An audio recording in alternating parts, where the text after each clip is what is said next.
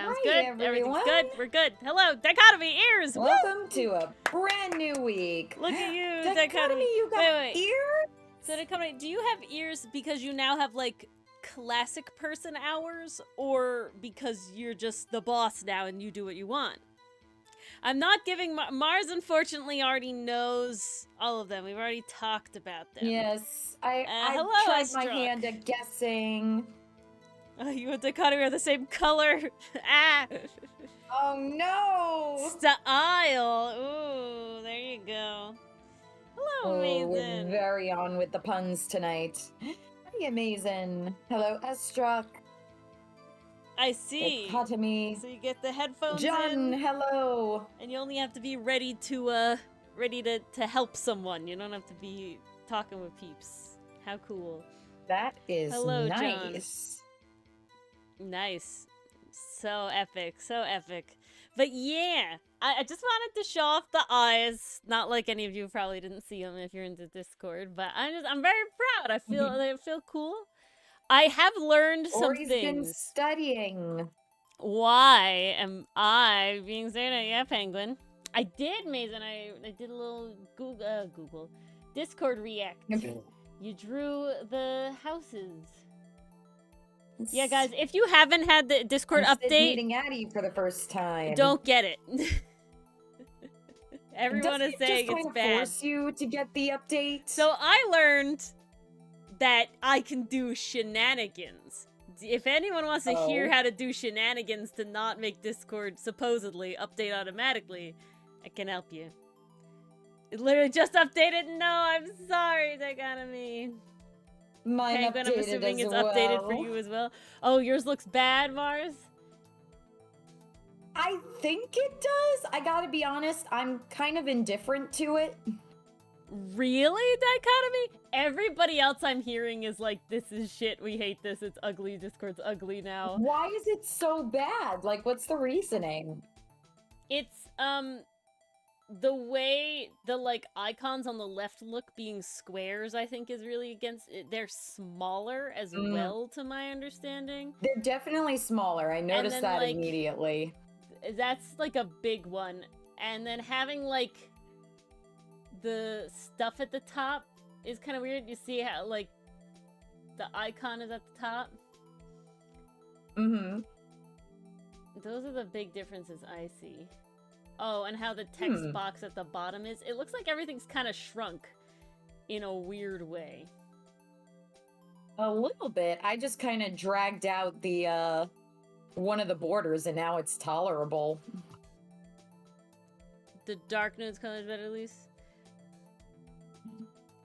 Oh, so that's what Canadian Lucifer sent in the chat is like the actual dark mode. That's too dark, in my opinion. I'm sorry. I like the gray. That's way too dark. I like having gray because then I can see black too. We used to have dark mode, but then it got to a point where I was like, especially on my phone, just overheated my friggin' phone too much. You like the small... Okay, see, this is the whole thing. There's 3 dark mode versions? Okay. As long as there's versions, because I can't deal with black and then light mode would also murder me. So I'm glad we have a middle ground somewhere in there. See, I'm in honestly, light mode. I don't mind it. That's my only gripe ever. I should be able to change the size of the server icons. How, like, they're viewed. As, like, I can change the font size. I should be able to change how big the server icon side thing is. What? Use a lip, John? Oh my lord. Really? That's insane. I guess unsubscribe to finished ones? You call it Batman mode? You didn't know there was a limit to how much you could be subscribed to. I can change the size. As long as I can change things, then I don't really care that much. But if, like, they shrink shit or, like, enlarge shit and I can't put it back, then I'm upset. Understandably so. Peanut butter chocolate chip cookies. Those sound delicious. Oh, that sounds amazing. I recently got a pantry cabinet in the mail to put in my house, but I have to build it. And I haven't built it yet because it came today. And it came early, so. But nice. Yes, I just wanted to show off the eyes again. Lamp arrive? No, it still has not arrived yet. Oh, man. Yeah, I don't know. But that's just cruel. These were very fun. I recommend doing this. I always want to do like the draw like other people's style sort of challenge, like draw your character in other styles, but I can never do it for that long. Like I don't want to do it that much. So the eyes are like a quick easy, and they're all like similar-ish to my style. You know, they're all like in the vague thing.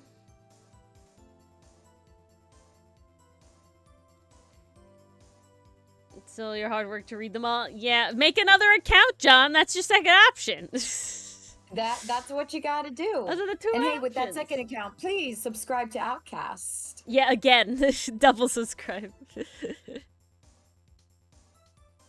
only 3 options, like spread out, standard, compact. Double subscribe method. Well, that's new, because right, it used to only have like comfort and compact. So spread out could be interesting. Yeah, any customization is better for me. My eyes are super detailed. I always liked, so that, like, the anime eyes I grew up with are definitely, like, in this mid-row here sort of level, classically, where it's like, yeah, you have, like, you could very much see the inspiration from, like, this group like, here. Those are the good eyes. These are very much, I couldn't tell you exactly what pinpoint I did to say I got to this level. I will say, doing this, I'm definitely probably gonna add a little bit to my eyes. I really like the slight extra detailing in the lashes that this one, and this one do. So here you can see it's a color, and then it has like a shine on it. Mine are always black. That's what I always do it.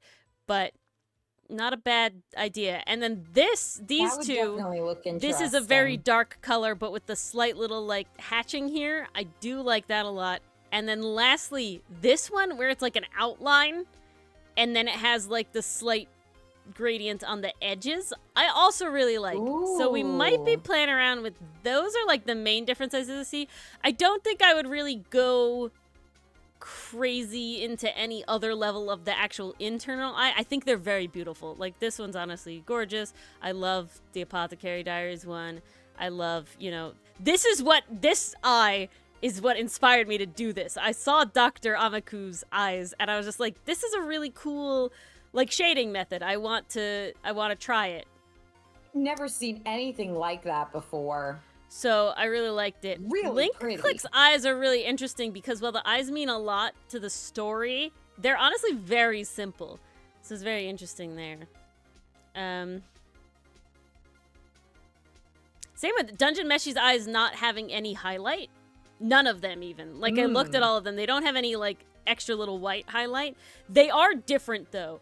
You can see like throughout the different like races, they have different eye styles. This is the human one. This is specifically like Laos-based. Laos and Kabru-based. But like Marcille has like the white dot in the center of her eyes. Chilchuk has like a different shading method as well. Like it's different. It's interesting.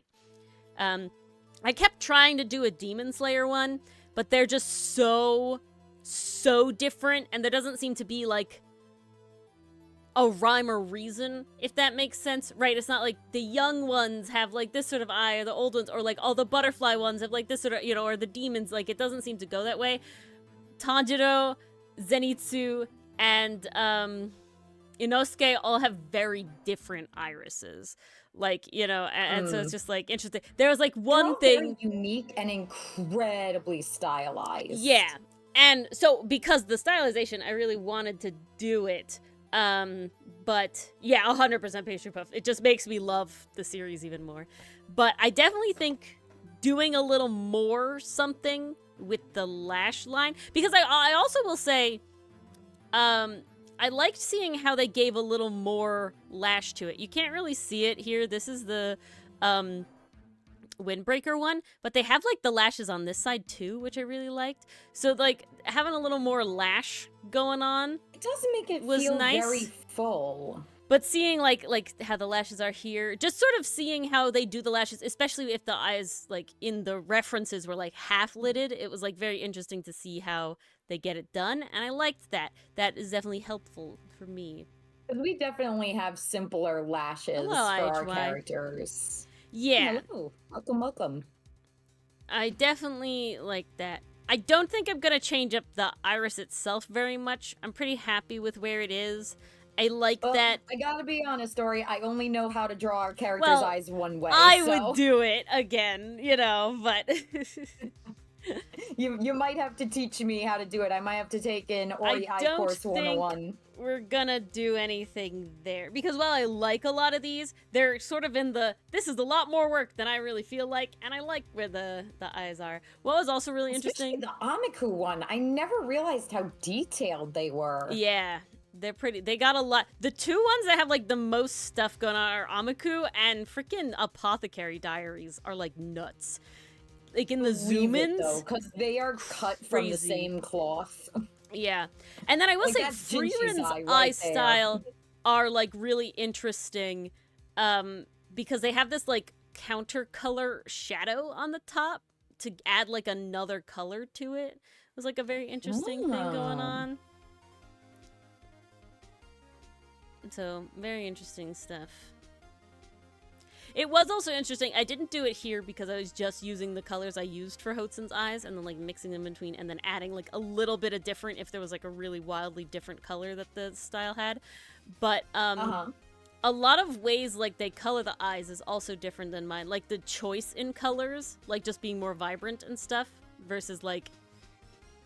Because the setup is different. I don't know if that makes any sense, but, like, the blues are deeper, more, you know, saturated, and it's like, well, if I want his eye to be... Oh, that's the big thing.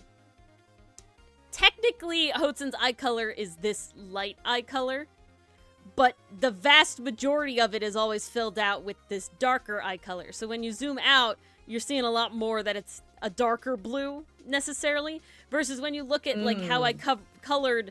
you know, these other eyes using just the exact same colors I have. For the link click eye, I'd be very... like, oh, his eyes are light blue. Yeah, they're very light. Like, it looks entirely Same with different. the Ouran High School Host Club one, and even the Windbreaker one. They're much lighter eyes, you know, just based on the method. Even the, like, Pretty Boy Detective Club, right? It just changes the color of the eyes totally. The ones that I think kept the color the best are definitely, like, the, Apothecary Diaries one.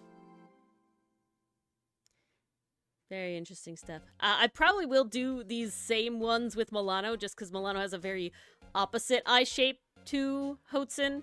Hotsun has a very round eye, which I will also say is kind of difficult to find in male characters in things. Okay, so I'm gonna tell you, Dichotomy, there's a very specific reason why I didn't do it with cartoon characters, and the reason that I did... that is true, Pastry Puff. It's also interesting to see Lu Guang's eyes are sometimes like a little slit instead of like the dot. It does depend on like where he's being drawn, but it's an interesting look, and it gives him a much more fierce look to it. Yeah, but Dichotomy... I'm gonna tell you, I specifically didn't do cartoon eyes, and the reason for that is the vast majority of Western cartoon eyes have either one, no color, or two, are just so simple that they get very similar very fast. You know, I think a lot of people thought a lot of these are like Avatar: The Last Airbender eyes. I didn't look at their eyes, but from recollection, they're honestly on the kind of simple side. Okay, they're pretty close to what I actually do with my own eyes. So that would be one that could be done, but it is, you know... What about Teen Titan eyes? I'm curious about that. Teen Titans... let's pick Starfire, because they're always gonna give me freaking Robin, and they're pretty simple too. They're like a color with the pupil and a highlight. Teen Titans Raven. Well, dichotomy, that's why I was asking, because it's baby's first anime. I thought, oh, maybe there's a chance there's some detailed eyes in there. They're just like not much ridiculous detailed, but just enough to be. They're much simpler. It's a solid color, the highlights and the dot. You know, they're just I was specifically going for, I wanted to see how the pupils were shaded more than much else. So to me, these weren't that, like, intriguing for what I was doing. Avatar is obviously closer because they are, you know, anime inspired. But it is still pretty close to what I already do. It's like nearly identical to what I already do. It really is. That's kind of uncanny. Highly. Well, let's look at Voltron. You got the light part in the bottom right corner, the dark part going over the top. What I consider to be a very big inspiration. I will also say, guys, it is very, very fucking difficult to find references that get you close enough to characters' eyes to see them from the show. They're always, like, so far away that it's like I can't manage to zoom in enough. All your eyes are at the wrong thing. Okay, let's look at specifically Keith. Because sadly, Lance has really sad eyes in Voltron, and he upsets me every time. Okay. Why did they do our boys so dirty? They did it so dirty. So many ways? So you can see, again, okay, wow, this is really it. Voltron is probably one of my biggest inspirations. They are just the eyes that I do. Nearly identical. Very, very similar. It's just so good. Yeah, it's great. It's top tier. Yeah, Penguin. Definitely not as much. But it's still, like, so much. You can see how nearly identical this style is to this style. This one is a little different, but, you know, they're not as, like, widely different as the, specifically, I'm not talking about eye shapes, lashes. I'm talking about specifically the rendering within the iris, right? How they're all, and now a lot of anime is the same. Yeah, exactly, Ellie, and they are. I would say Voltron is probably, like, the biggest mark on my style as like a IP, like a big IP is Voltron, 100%. Oh, big time. It's not even a contest. I don't see, Mason. I would say no. I don't think Voltron is an obvious, like, you know, reference in my style until you look at it. And just like when you showed those Dragon Ball Z images, it's like, oh yeah, I see it now. But I couldn't personally be like, she likes Dragon Ball, you know? Makes the edit even worse. Still, yeah. Like, it's a nice mix of its own thing with inspiration, you know? Yeah, but it's definitely like, Voltron is how I learned to draw eyes. And so, you could very much see it.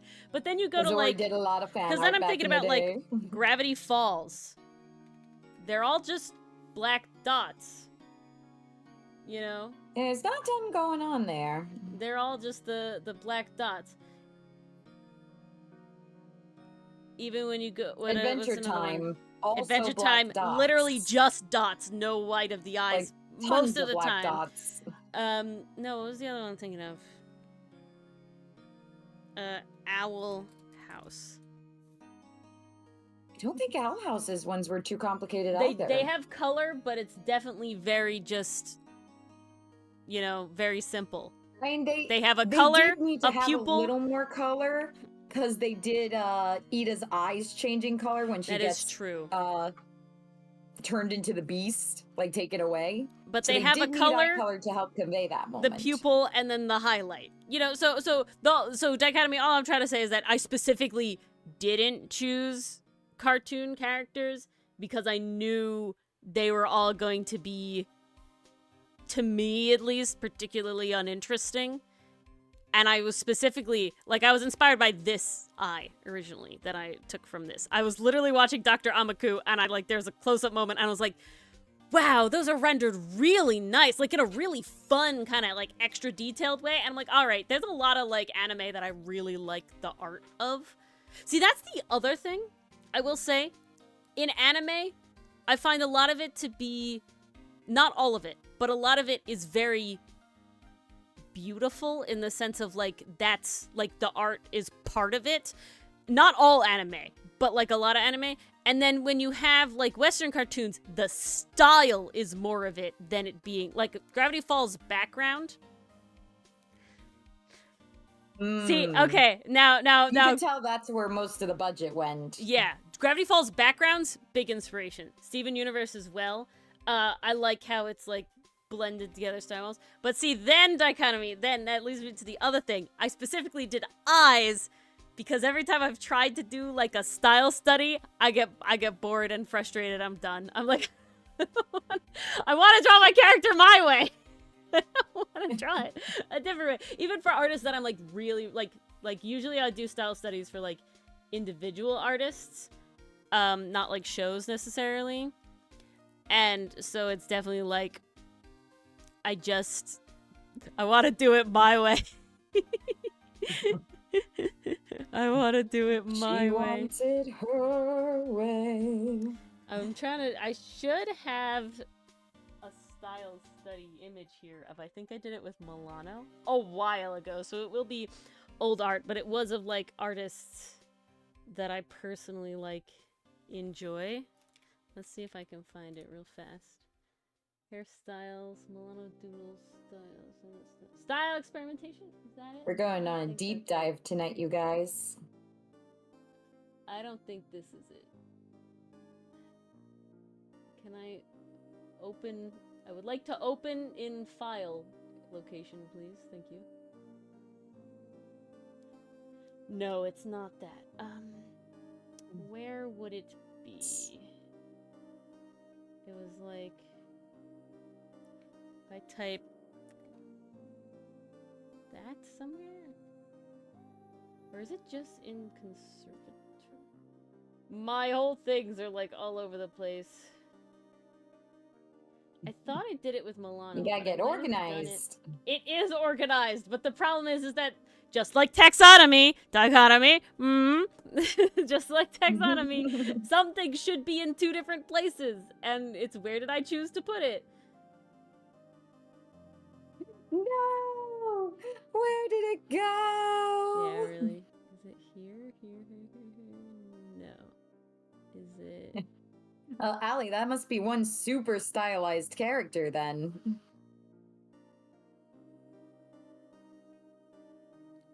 Oh, you make them all look like one character? Yeah. That's a vibe too. Art, doodles, trends, eyes. I totally know I did one.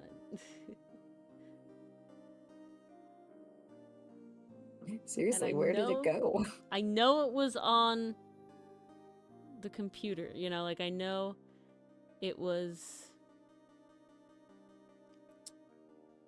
my brain has died. I know it was like digital art. The question is, where did it end up?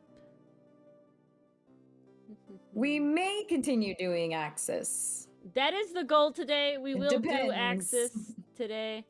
I was just... Now I've gotten... Oh, there's something unrelated to I wanted to say. But that was... my brain died.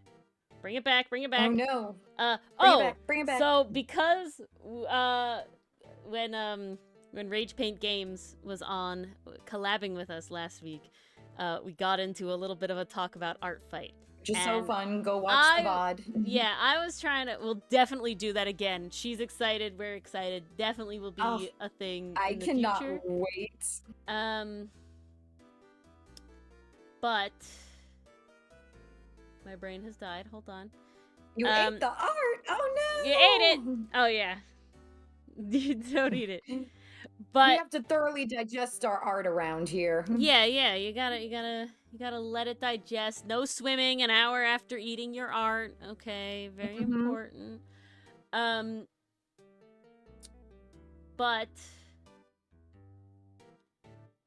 come on, brain. Oh, so let's see if I can bring this up. So last year, somebody did these little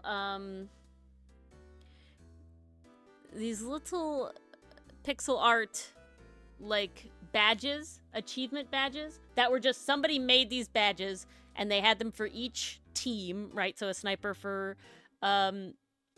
Seafoam, and a sniper for Stardust, and a bomber for Seafoam, and a bomber for Stardust. And I thought they were really cute, and they were achievement badges, and so with it, they talked about, reward yourself if you've achieved any of the following. Made a high effort attack targeting one player, or bomber targeted 2 or more players in a single attack. And so I had done them both, and I put them both on my page for that thing. It was really fun. I really liked it. I thought they're really cute because honestly, the only reason I care about the art fight teams is because the aesthetics have been on point.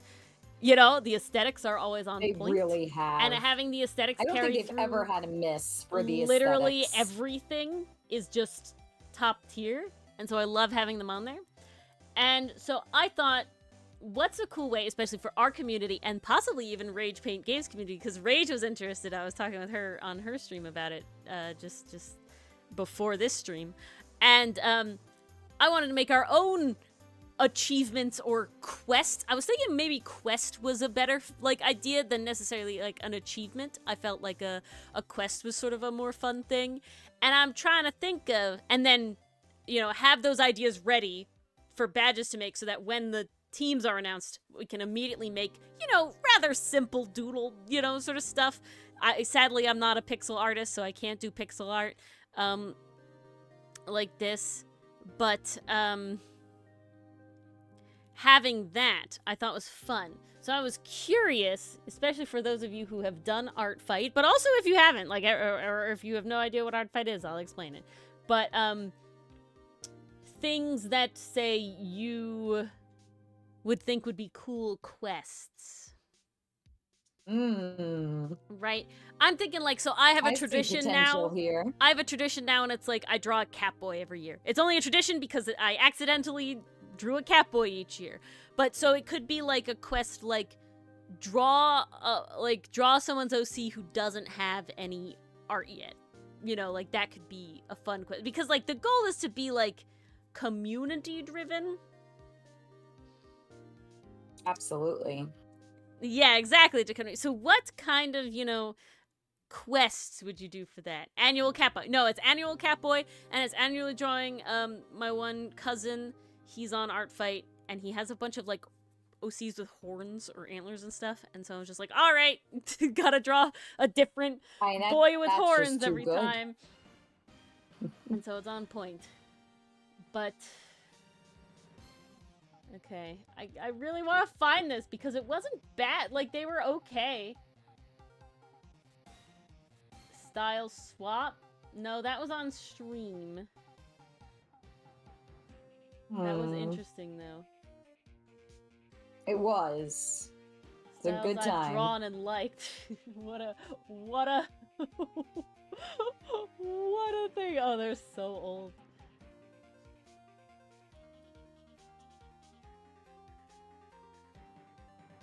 Quest of the traditional, saying draw a piece in traditional art.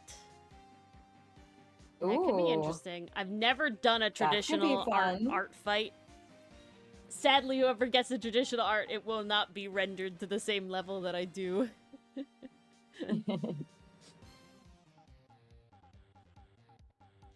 So all you can do is try your best. Indeed. Ooh, trivia's up. Ooh, Quest of the Never Before Seen OCs. I kind of dig that one.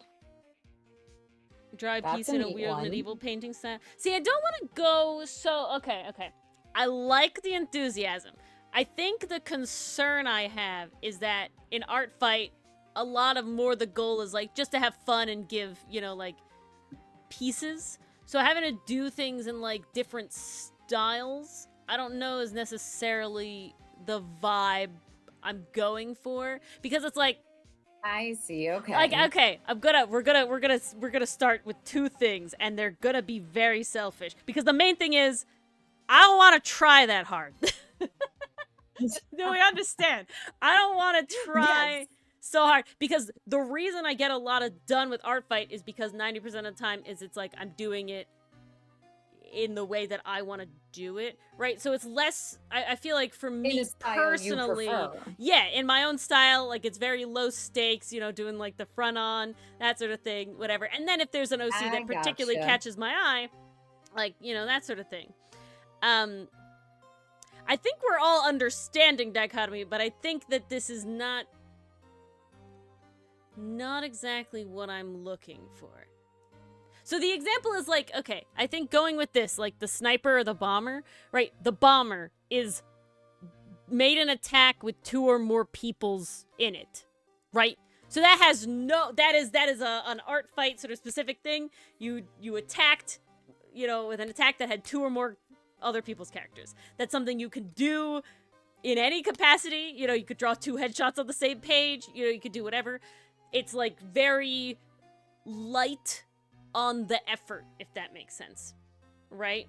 Okay. And then sniper is putting like extra effort into attacking one person, which just means like you worked extra hard on this piece to whatever level that like is maybe for some you. More details or more shading, or something like that. Like for me, it was I colored the line art and I picked like specific shading colors for rendering. I didn't use like the layer blending modes, right? So it's like that's extra effort that I put in to make that person's, you know, thing the highest level that I could possibly achieve, and I didn't take shortcuts that I would that, you know, are not as high, right? Quest of the Comforts.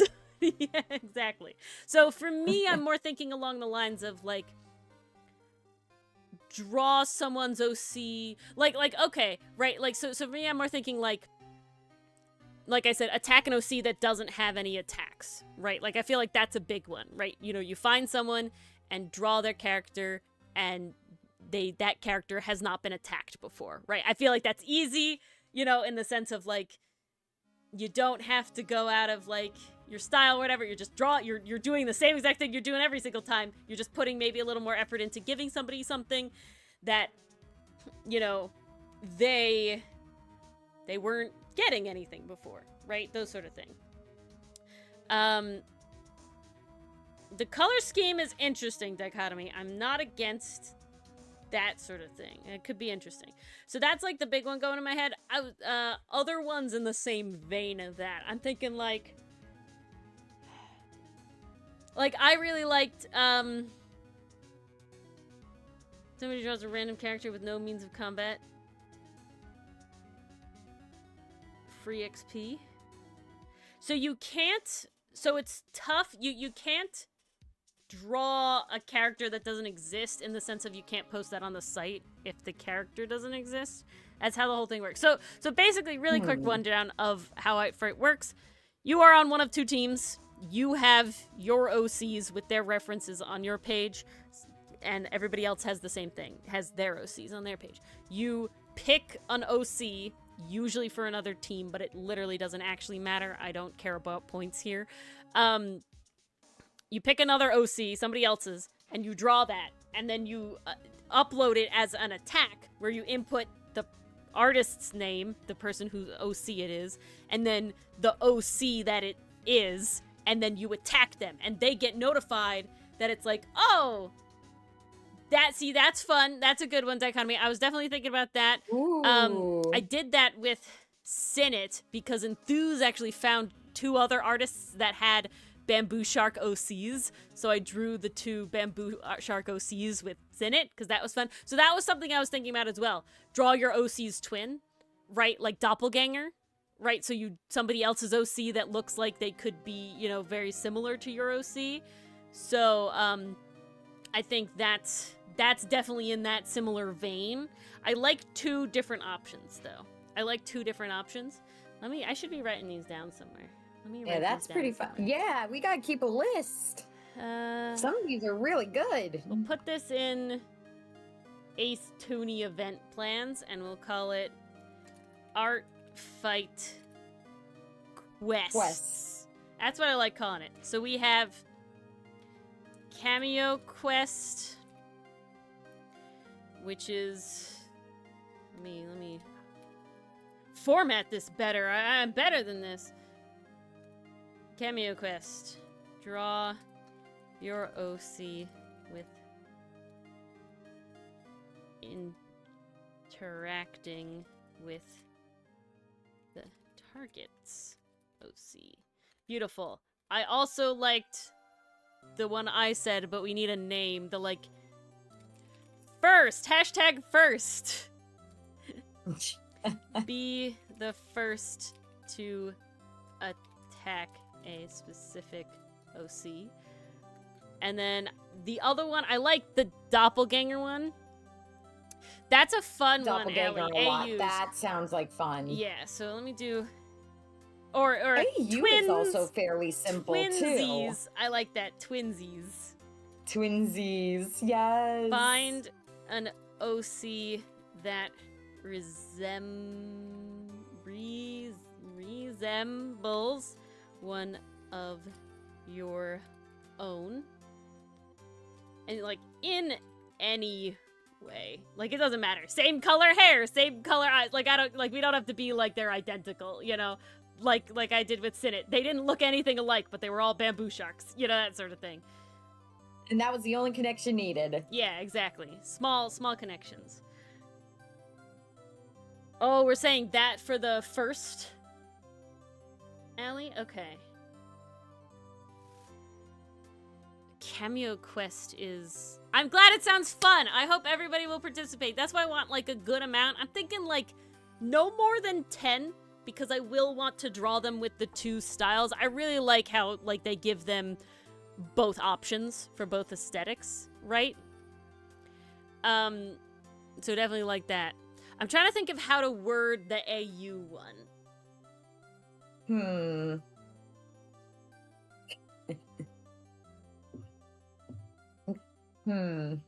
AU That's fun, quest? modern fashion sort of thing. That's two. Yeah. I'm glad we're gonna draw so much. That's the goal. I want to, like, spur people in if we don't know where to start, if we don't know what to do, and just to have, like, a bit more of a fun time with Art Fight. You know, gamify it a little more, I guess. Like, you're not getting points, and it's all, you know, honor system if you put the badge on your own thing. But, like, within our communities, I think it's fun. To me, Art Fight is, like the branching quest for AU, because it's, like, a branching path. In a different universe. I'm just trying to think of how to like. I'm trying to make it sound like snappy. Is it just putting their character AU in quest any... is just kind of Yeah, no, I get it. I'm just trying to think of like what is that exactly? You're taking their character and you're putting it in any AU? Are you putting it in your universe's AU? Not everybody has a universe. Like it could be right. Any AU. Okay.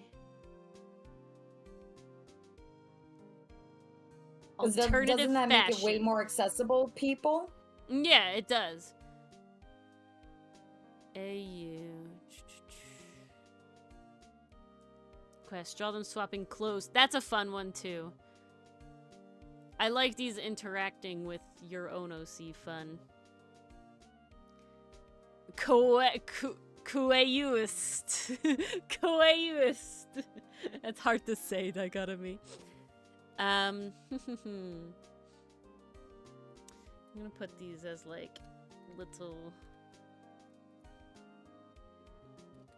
let's say baby ideas. Because like I thought you were about to say the baby quest, draw the character as a baby. But I feel like that's effort. Rage is doing something where she's going to make a like plush OC, and then when people, our fight is July, Pastry Puff, so we're still a ways away, but augmentation is very fun, dichotomy. That's what we'll call it. Augmentation. Draw their OC in an AU. Yeah.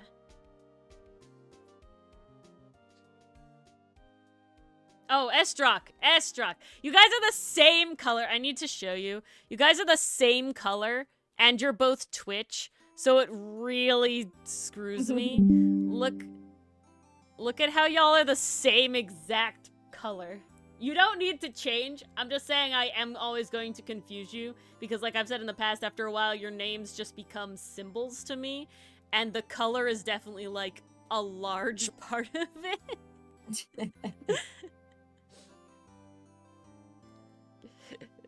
I want to give the right person credit, Esdrock. I don't want to myth credit. I'm glad Dichotomy's over here setting me straight.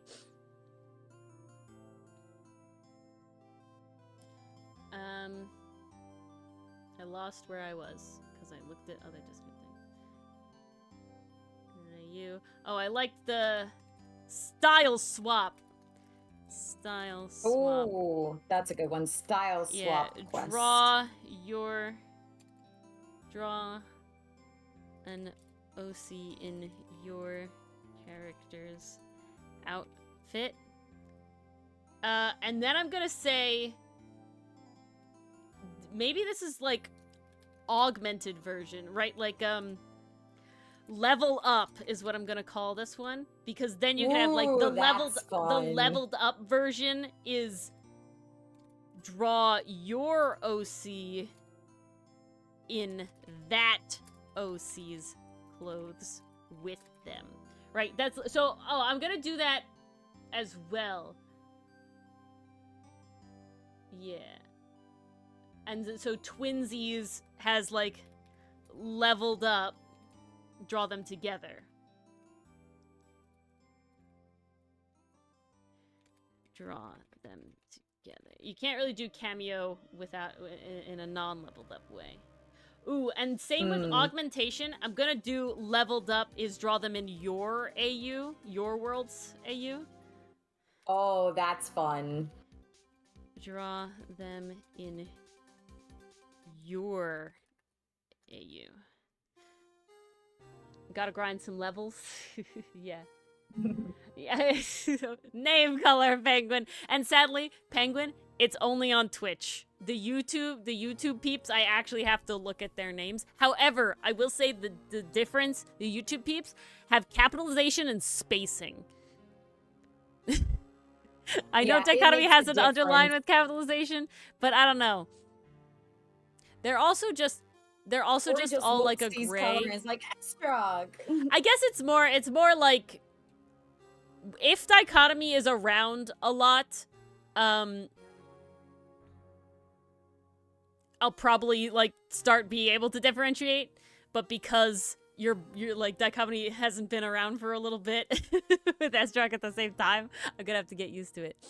Oh wait, John's saying something, but they have different lengths. You. Oh, the names have different lengths. That is true. It's all your fault. I'm not blaming. I'm saying Dichotomy has to be here more to do it. He had a dream and then Ace Tooney Streets. We woke up. I'm glad, Penguin. I'm glad. Coming here for the good content. The content of your character. This is where the cool I have to kids actually hang read out. it. I have to actually read the name. As someone once upon a time used to say. Okay. It's also tough because Dichotomy and Esdrock are both people that love to make puns. And then they're both purple. Yeah, that does not make it easy. On Twitch, so like I can't even judge you by the content of your character because you both pun. How dare you both pun? If Dylan, I'm not joking, if Dylan came in as Parry on Twitch and was also purple and made a pun, I would have an equally issue. Ori would be having a time. I would be having a time. My gosh. Poor Ori. Whoever said that you're thinking them together, yeah. I think most people will draw them together as Esdrock. The only reason I'm making it like a leveled up version is because like it is more work and you quote unquote technically don't get points, and people care about points. I personally don't care about points. I'm there to freaking draw, you know? Ooh. That's a brilliant idea, Ori. Rainbow. You draw one OC. Gate Quest! Where Gate Quest! Let's go! Yeah. But so we'll say like not Roy G. Biv, but Roy G. Biv, because Indigo is debatable. But Roy G. Biv, right? And then you have Indigo is the one no one wanted to invite, but they invited out of obligation. Indigo is the one that's like, where's the line indigo? It can only be one purple punisher. Yeah. Punisher is the problem. So, yeah. All the colors, I think. Because I think that's fun. Like, it's a big one, but you could technically get points for every single one, right? So it would just be, while you're drawing OCs, you hit it would be 6 then, right? If there's no indigo? Or is it 7 without an ROYGBV? 6. So it would be 6. Indigo and You Against the World. I think the only concern I have is that, people finding OCs that are indigo and not purple or blue, you know, because it's like both. It's not like a solid thing. And then we get too many in one category. And then it's not even like I don't. It's more like I worry about the people trying to get the achievement feeling guilty of like not getting it right and then not being able to get it. Does that make sense? I'm less concerned about people just like sticking it on their thing or whatever, and more concerned about like, I didn't really get an indigo character. I can't give myself the badge, and it's like, it's not that deep. Should have been called Blurple. Yeah, exactly. Blurple. All the colors. Petition to change it to Blurple. That is objectively better. Who's for each main color of the... I have to flesh out the words for these a little better. Roy G. Biv. And then I think leveled up will be...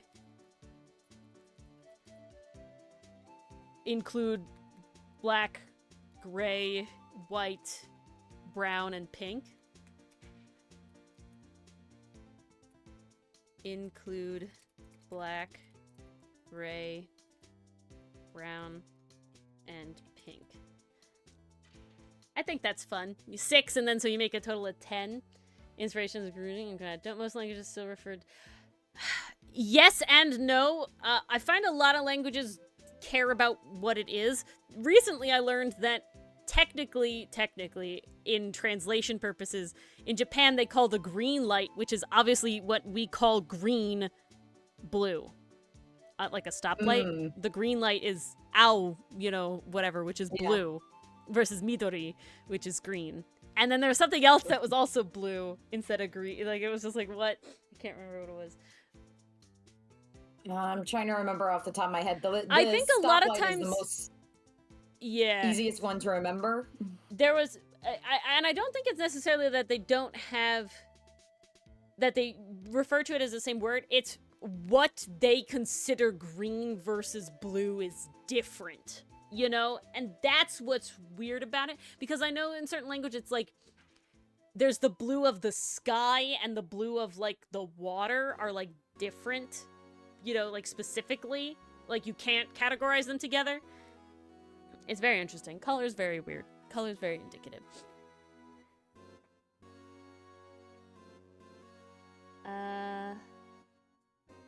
Okay. 1, 2, 3, 4, 5, 6. There's 6 right now. I think we can keep that...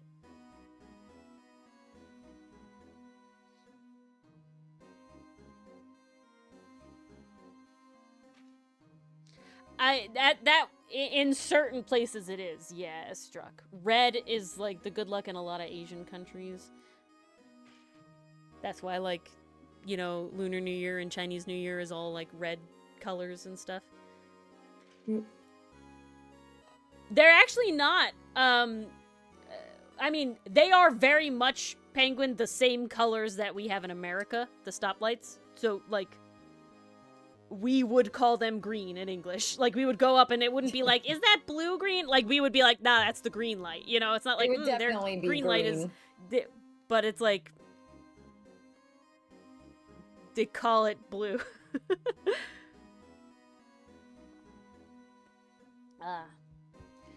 Alrighty. What color is this? Blue or green? I drank some hot chocolate and finally got my second wind. Nice. Thank God for sugar. Perfect, as we're going into drawing Axus more. Nice! if we still have ideas, if ideas pop into y'all's head about Art Fight, I am very happy to hear them out. I also have no idea what the like badges are gonna look like. Nice cop out on both of you. Cyan. I would actually disagree, but that's all I'm gonna say. It was way more green than cyan, but we can leave that. We can agree to disagree. Axus. Let's come here. So look at the boy. Look at with colors. It really comes together with the colors. I definitely I liked giving him like a tanner skin tone. I didn't want him to be classic, like, oh, he's from a cold climate, he's pale, because Inuit people are not. And I feel like he felt very Inuit. So I liked it. It was good. Look at him. Look at the lovely boy. And then look at the unfortunate boy. Hi, guy. I'm sorry. You'll be through a time. But okay, I think what I'm gonna do now, I know I did the full body stuff. This is so cool. I forgot the stove was on. Oh no, I'm sorry, Allie. I'm sorry. This is too cool. We'll definitely in June. So in June, the last week of June, I don't stream because I go away with family. So we don't stream the last week of June. But the streams, and Mars does not have the equipment to stream by herself, so she's on vacation as well. She acts like she doesn't like it. She does. But everyone needs a vacation. I get to start my anime binge earlier at night. And she can draw the comic more. But that too. And writing is a thing I do. The writing is the big one. But in June, definitely, maybe May, we'll see how I'm feeling, because if I'm too fucking hype, I'm too fucking hype. We'll definitely be doing like Art Fight Get Ready streams, because I really do want Everett to have a proper reference again, just like the rest of the boys. I want him to get brought up to snuff. If Axus is good by then, which he should be, we'll probably do Axus, and Saiga is the third one that we'll be doing next week. We'll be drawing her. We'll be drawing a woman, Mason. I know Mason's been waiting for the women, and I promise she's mommy step on me. Okay? That's all I'm gonna say. She is. Very much is. She's mommy step on me. So all y'all better be fucking happy.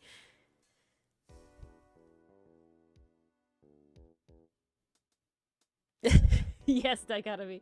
People finally, don't know where the lines are in English. Pass that test. What's it called? The Bechdel cyanobacteria. test? Yeah, the Bechdel test. Technically, we won't pass it yet because she won't be talking to another woman about a man yet. However, we will pass it eventually because Atara and her crew will be good. In order to pass the Bechdel test, she needs to talk about something that isn't a man. That's what I'm saying. She's going to join woman and talk to only men about a man. So she won't pass yet. Later, though, it'll be fine. We were so close. So hot you live for your house down? Yeah. Yes. Achievement unlocked. Unfortunately, not cool. Nice, Mason. I'm excited for her. I cannot wait to write for her. The Bechdel test for race is the Duvernay test. Interesting. Duvernay I did not know that. Now that one I've never heard of. I've never heard of that one before. For some reason, that one doesn't come up as much as the Bechdel does. We are going to take these colors and put them down in a place where I can reference them after, because the goal now, I know, look at this greasy man. I know that on the second pass with that you did, Mason, that you did. Everett, we did do full bodies. I don't think I want to do that today. I think I'm not as confident with Axus yet. So I do want to. You will eventually need to know what this man's legs look like. Yes, I mean I know what his feet look like. They're gonna look like the badgers. They're gonna look like this absolutely gorgeous hand. I'm sorry, we will look at this every time because I look at it. So I stare at it. It's so good. It's so. What it reminds me of? It reminds me of that one scene from Brother Pear where he like shows does. his paw It and does. All the coal beans and everything, and it's just like, good. I think. So I have your eyes as this color. I don't know You guys are kind of readier there. So I might change this color. Oh, favorite series that doesn't pass the Bechdel test? Oh. Does Cute High Earth Defense Club count? Yes, yes it does. Because really it doesn't. Does not pass. It does doesn't not even have pass. a woman. Yeah, I guess it doesn't have a single woman, does it? If we're talking about legit favorite series, though, I guess technically well, no, because Meryl does talk with Luita eventually.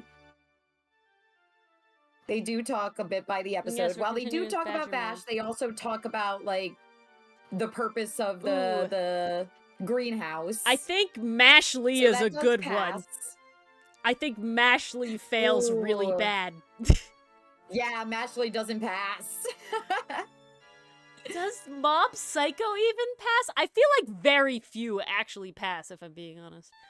I feel like Mob Psycho came so close, because while there are strong female characters but in they it, don't talk to each other, not about another guy. I feel like there's But it's not even about a guy. They just don't talk to each other. Yeah. Ooh, they just don't talk to each other. Don passes. Because Ida and yeah, they fight about Momo, other shit. They argue about other and crap. And then they make up about other shit. So exactly. It's good. Yeah, Mashley fails really hard. I literally pulled up my anime list so I could see. Oh, yeah, is that what we're doing? Oh, hopefully we're gonna get Rage's My Anime list. We were talking about anime. Okay, well, Megalobox fails. Megalobox fails hard. There's only one woman character in that. Apothecary Diaries passes with flying colors. Apothecary Diaries passes hands down. So does Dr. Emiku. Yeah, Amaku passes hands down as well. Apare Ranman, I think fails. I think while there's still good leads, I don't... There are two girls in But I don't think they talk to each other. But I don't think they interact with you. Oh, no, wait. Do they? There is an aside where the other one is being like the older sister to the younger one, but it's like in a montage scene. I don't think that counts. I don't know if that would count or not. Brand New Animal passes, if I remember correctly, because it's the friend. So that passes. Buddy Daddies, I think, fails really hard. Yep. Buddy Daddies does fail. Cherry Magic also fails. No, that fails. No, Mickey. Link Click does technically pass. Link Click passes. You have the best friend. Yeah. And they talk about like their life goals and stuff. And to other people, the other friend, and then to the other girl, the later girl. They talk about other stuff too. Jeweler Richard Dungeon Meshi passes flying colors. Oh, absolutely. Mob does pass. Oh. There you go. Nice pastry puff. We've done it.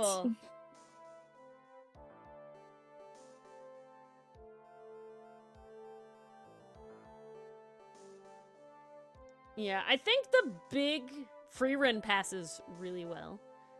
Of course. Oh, free run passes. I think no problem. I think the biggest pitfall that like can be fallen into very quickly is when your main character is a guy, right? And so even if there's women that are strong, really well-written female characters in their vicinity, they're not necessarily, like, in the same friend group. And on top of that, you're not necessarily interacting with the side characters like you're interacting with the main character, because a lot of times the story is the main character's story, so you're following them. So if they're off to the side, you know, those two characters could be doing whatever together, but it's unrelated to the main plot. You know, it's not like a thing. Is your must count for something at least to Don Mason that it passes? It's good. or that like Mashley fails. In reference to Mashley. I think Mason wants Mashley to fail. Yeah. Kill la Kill passes. See, it's very easy to pass when the main character is Kill la Kill pass because main Same character. with Little Witch, yeah. Lil Witch easily passes. Gurren Lagann, I don't think passes. No, I don't think passes. At least not, like, visibly. Moriarty does pass, I think. Moriarty kind of falls into a weird... Moriarty falls into a, is this person a woman when we're talking to this other woman? Do we count? Is that what they want to be recognized as at this moment? What do they feel? Bond is a bisexual, gender-fluid icon, and I will not hear any arguments but then at it's so, this like, time. So does Bond talking to Mary count?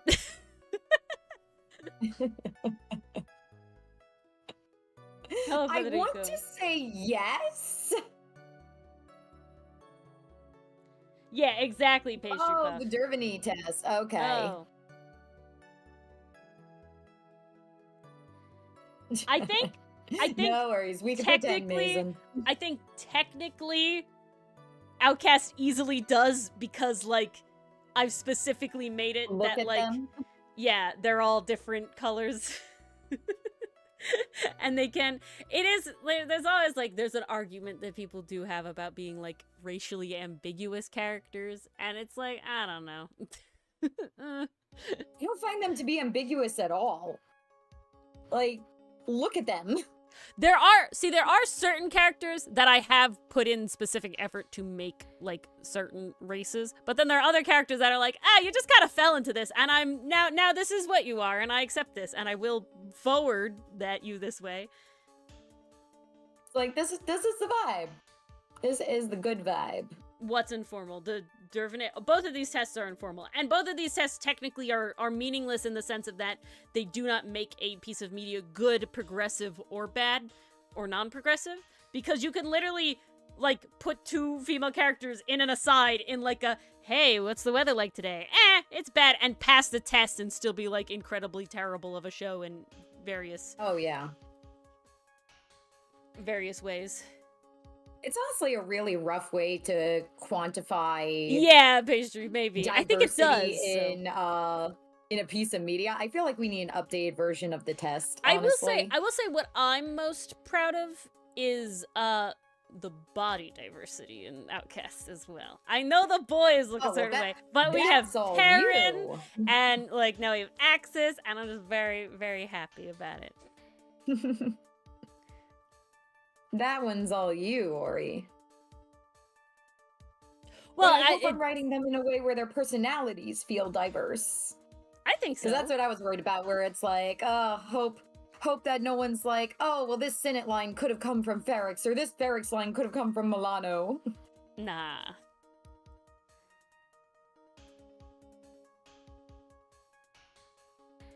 Yeah, exactly, Penguin. Exactly. And that's what's, like, really, really, like, tough about it. Is it the frequency? I didn't think it had to do with frequency. I thought it just passed if it happened. To my understanding, dichotomy. I thought it literally just had to happen, and that's what was the whole thing. The Bechdel test, also known as the Bechdel-Wallace test, is a measure of the representation of women in film or other fiction. Asks whether a work features at least two women who have a conversation about something other than a man. Some versions of the test also require that those two women have names. Wow, we are not setting the bar high. That it's a very low bar, and that's the reason that it's, like, memed on a lot, because, like, really good example, a work of fiction, Alien. Passing or failing the test does not necessarily indicate the overall representation of women in the work. Yes, Instead, the test is used as an indicator for the active presence or lack thereof of women in fiction, and to call attention to gender inequality in fiction.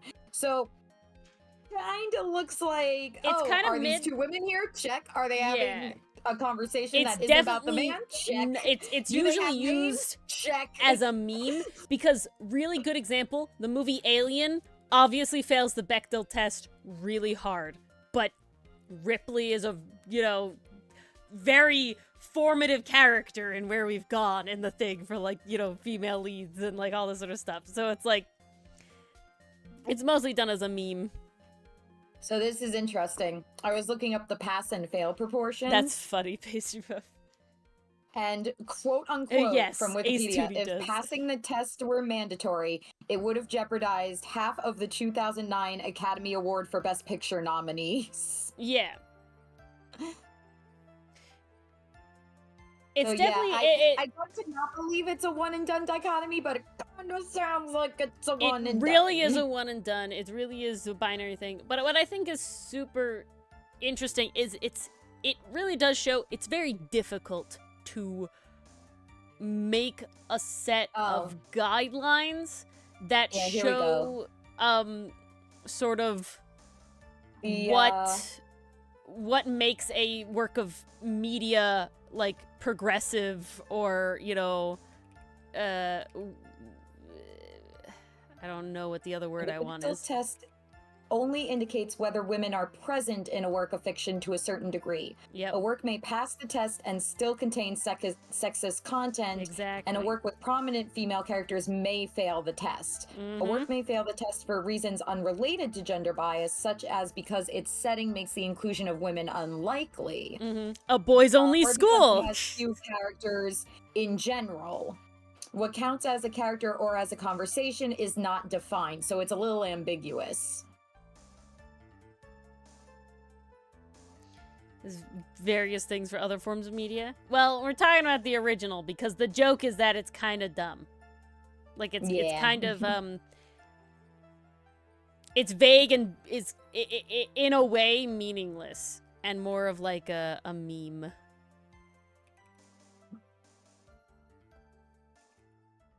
But eventually we shall pass.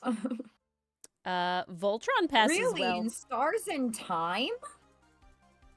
Pastry Puff, you have made my, like, algorithm... That's wild. Like, hear me say it when I, like, read your things or, like, respond to it. Because now I'll get, like, shorts that people have made about in Stars in Time. Beautiful. I just think it's really funny. Okay, we're trying to draw this Axus from mid-memory to try and settle specifically his hair. His hair is very in-depth. And I want to make sure that I'm not losing any pieces that I don't mean to lose, or showing that certain pieces are just going to be lost anyway. So I really should just not have this on at all. Using it for a series and then go via... No, I understand dichotomy, but I will say most series are judged at best in a group of all episodes, and at worst, like, by season. I feel like few rating systems really rate a show, a series, as, like, episode to episode. So I think the frequency would just be, like, at best per season, and at worst, like, throughout the entire series. Woof. Let it spread. Always done staying shorts. Yeah. The shorts. I have like a mixed opinion about shorts. I like shorts for the, like, in the animation sense, because it's nice to have, like, basically what Vine is back, you know, to, like, get animation out there. It, like, works well for a lot of animation because obviously you don't have to animate a long thing, and then because people can scroll through, it makes it easy to find, like, artists to do that. So do like it for that. But obviously there's, like, a ton of brain rot content now. But see, that's the problem, Penguin! The problem is they're easy to watch. And not everybody is, it's, like, passive versus actant, it's easy to wear. Yeah. As drunk. And the main issue is the fact that, like, yeah, it's like active content versus passive content. And so it's like an interesting little thing there. I think the problem is that if you grew up without shorts, you can consume shorts in a way and still wish for longer media. Because I'm over here like, God damn, this video is only 15 minutes. I wish it was an hour.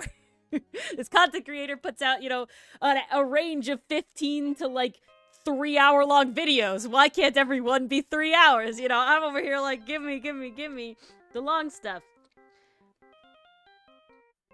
Yes, Allie, that's the other thing. You finished season 2? Oh, snap. Oh, get ready for season 3. Yes. Oh. I'm so glad you're cruising, Pastry Puff. Yep, exactly, you really Penguin. Are. Just look at you go.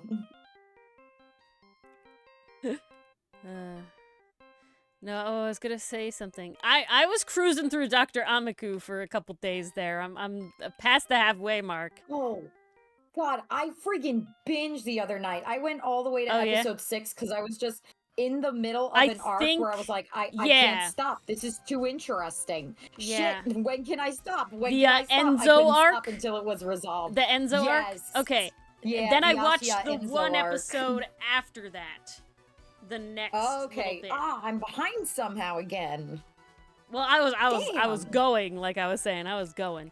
So I watched all the Enzo arc.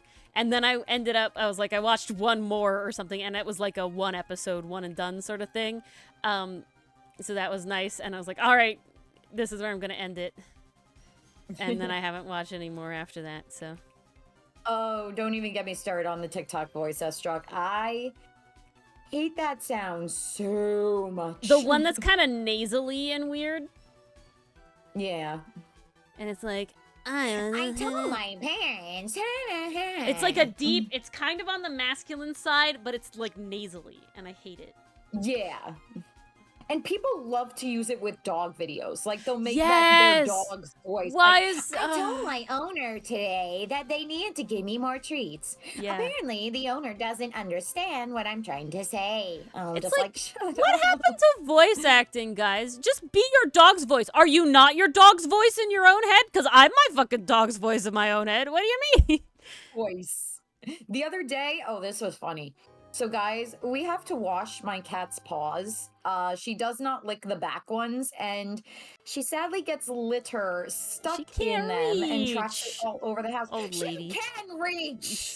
She can totally reach, and I have proof of it. Okay, But she refuses to clean the bottoms of her feet. So my mom and I have to take her and dunk her in, just a little bowl of water to get it off her feet. Get him. My mom's usually holding her. And I'm the one down there trying to like get the litter out of her feet. So we're like, oh, it's pedicure night, Misty. It's pedicure night. And she'll give us the dirtiest look ever. She'll just like stare. And the other day I'm like, oh, I'm so mad. I'm so mad. I'm going to get you in your sleep. Sleep with one eye open, humans. Like I was giving her an old back voice. And my mom is looking at me like, what the fuck are you doing? That's funny. I'm like, look at this face. She hates me right now. I'm just verbalizing it. She did get treats after that. But then, after we finished cleaning her feet, spending that time hunched over, getting her feet wet, spending minutes cleaning that litter out. Goes right back in the litter? No, I wish. She turns around and licks the bottom of her feet. All by herself. She was upset. You didn't do it right, Mom. Spend minutes doing. You didn't do it right. No, it gets so bad sometimes. I don't know. This never happened to my other cats, but this litter, whatever we are buying, is so bad. And I think it doesn't help that Misty, she has webbed feet. She's got those little webbed paws. The other cats did not have that. So everything gets stuck in between her toes. Even more fun when cats, their claws get longer, right? So for them to get longer, they shed that little layer on the outside. And sometimes it comes away as like, almost like banana peel, like I call it, because it's just one big claw skin that just peels right off and the fresh claw is underneath it. She got that part stuck in the litter in between her toes. So as I was cleaning it the other night, I'm feeling something sharp and I'm like, is that the shape of a claw? This claw is sideways though. That's not part of her body. So I'm like trying to pull it out without hurting her. Because I'm like, Misty, this can't be comfortable to walk on. What are you doing? My You're favorite a cat. thing. Clean your feet. At my parents' house, there's like a tree. That's an oak tree, and so it'll drop acorns, and it'll drop the little acorn caps. And every dog I have had will eventually get that little acorn cap stuck on their little toe bean pad. Okay, like they just step on it a certain way, and the acorn cap just goes right on the pad, and so it's stuck on there. And they do nothing about it, but they start limping with that leg. Like, they're really hurt. Like, they just give up. So it's like, oh, shit, I stepped on this little acorn thing, and now the leg is gone. I'm done. Like, there's no leg anymore. It's useless. It's worth it. And you're like, oh, my God, what's wrong, dog? Like, what did you do? What's happening? Like, are you okay? And then you go and you flip over the paw, and it's just this little acorn cap is just, you go the, and it comes right off, and they're like, awesome! I got the leg You back! can't do that out yourself. You can't, like, you have teeth, you have claws. There's no indication of shaking it, you know, like biting it. Like, there's no active, like, they're doing something to attempt to get it off and just failing. It's literally like, no, I limp now. I don't have this leg anymore. This leg is gone. And it will never have again. This is my life now. Yeah. I accept it. I am a 3-legged dog. Yeah. Missy really was gatekeep sliding girl bossing.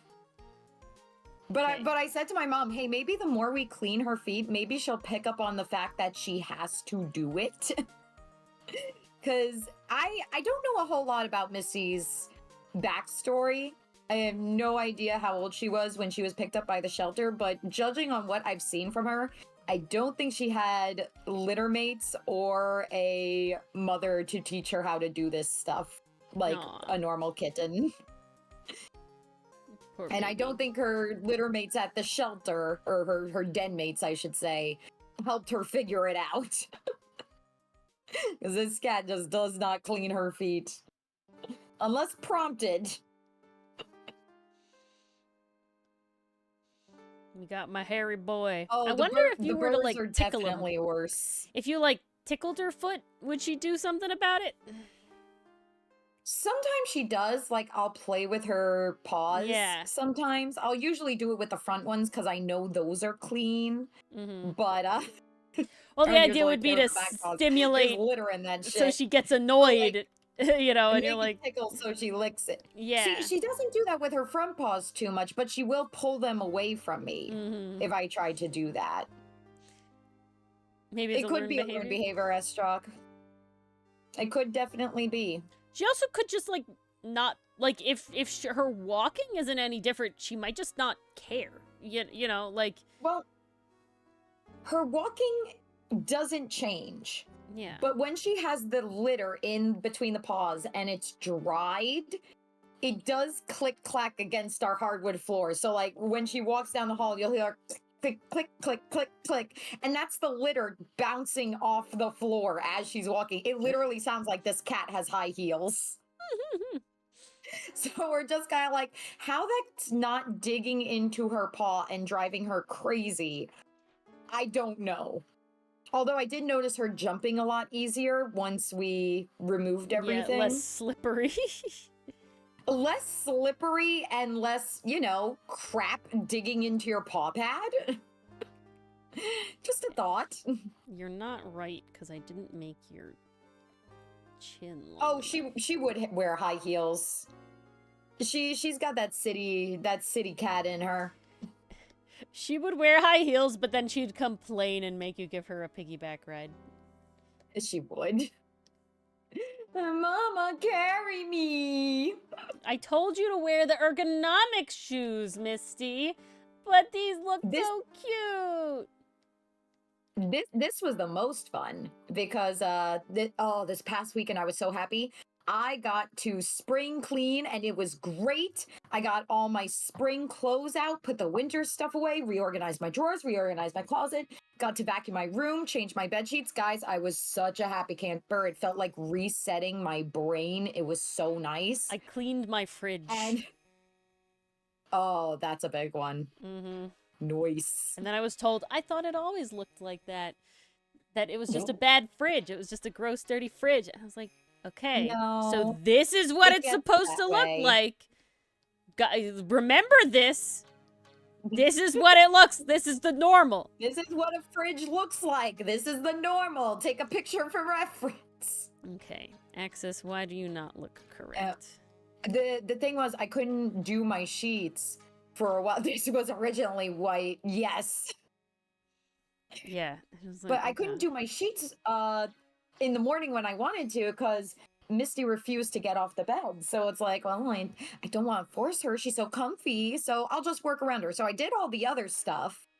And then I was like, okay, now you got to get off because I actually need clean sheets for tonight. So I unceremoniously removed her from the bed and plopped her on the floor. She was not scared of the vacuum. She actually came over to sniff it while it was on, and I was like, okay, that's a new one. But I left the room to go put the sheets in the dryer. Washer. Now I have a sheet cover on my mattress, a mattress protector. And she didn't care that there were no sheets on the bed. She didn't care that there was no warmth, there was no softness, there was no nothing. She was just like, oh, base, the bed is free again. I'm going to jump up here and track little bits of litter grains all over the white mattress protector. Mm-hmm. I was like, okay, because, mattress cover is not exactly the easiest to get off and wash, so I just vacuumed it. So I was like, I'm not doing this. But I'm not sleeping on litter either. Yeah.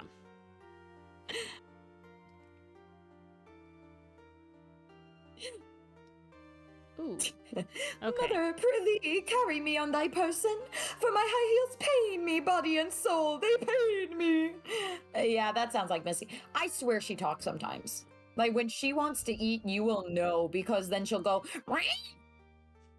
it's the funniest shit. Okay. She is such a vocal cat. I truly am blessed. Ooh, off-topic thing. Analyzing a crime scene from a book. Fellow AA classmate walked up. Oh, you both are going to be a force to be reckoned with tomorrow, Pastry. I have to ask, what book? I'm so curious. What book is this all based on?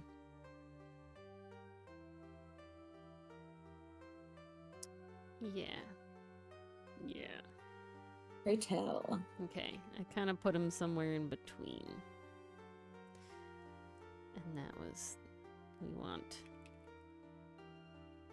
stringier. So, Mason, when we adopted Misty, we specifically wanted an older cat. I'm sure I've said this multiple times, but older cats do not get adopted. That was specifically mine and my mom's goal. When we went into the shelter, we wanted an older cat. We were told that she was 7, but that's more of a guesstimate. And we got her in 2020, so that's 5 years now. She's 12. She's 12. Still pretty spry. Yeah, my dog's she's got that personality on her. 17. But she's definitely a grandma. And she's definitely older. One? My dog is like 17, and she's definitely older. Yeah. But she still goes. She still has her days. Scurry made it till, I think, about 19, if I remember correctly. So far, Riley's definitely the oldest pet I've ever owned. I've had a few dogs live till like 12 is usually the number. I think our cat also lived to about 12. So Riley's really gotten beyond it. Just keeps going. She's like, I'm living out my good old days. Oh yeah. Okay, Pastry, I read that as your classmate brought a possum. I totally skipped stuffed toy and got really confused. In cold blood. Just randomly walking. Hey, this is my possum named Miles.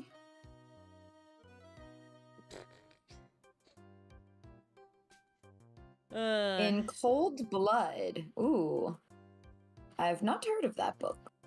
I gotta be honest, I don't read a ton of nonfiction unless it's I can't do it. A memoir. I can't The one memoir I did really enjoy was a book called The 2000s Made Me Gay. It just had a really good analysis of the media that came out during the 2000s and how it portrayed homosexuality and characters who fell under LGBTQ spectrum. It was a really interesting read. I think that's one of the only books outside of school that I've gone through and highlighted, because there were some really good lines in there that I was just like, yes, that speaks to me. I very vividly remember we had like a read your own book, but it had to be like nonfiction or whatever, from the school library, and that was like a thing we had to do.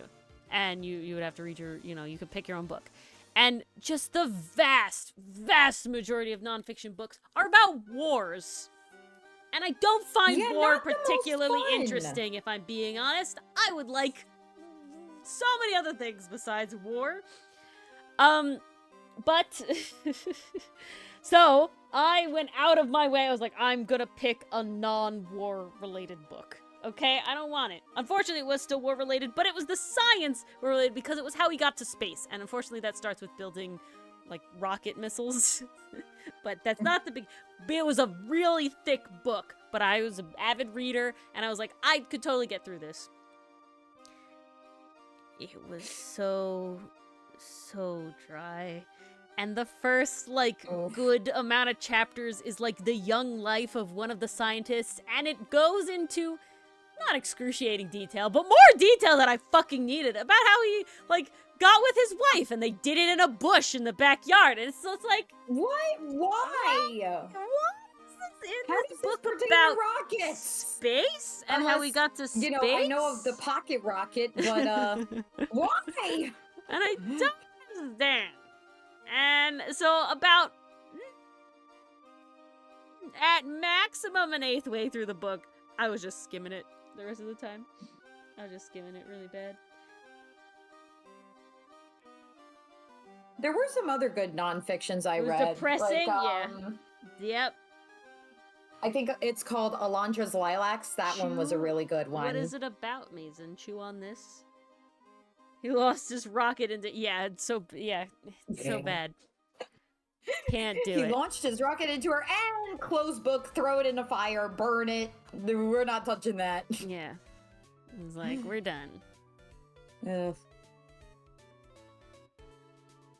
That was like me reading The Captive Prince. I'm like, oh, and they're doing the non-consensual thing again. Okay, I think I'm done now. Also, in a gladiatorial, that got me. When you sent me that at first, I'm like, I don't understand that, okay. I felt so betrayed because I follow artists who are making fan art and they're but then the you realize it gets sweet and it gets good, and I'm like, fucking when? Yeah, but I think also then you gotta realize that vast majority of NSFW artists are most likely not ace. Not all of them, but a lot of them.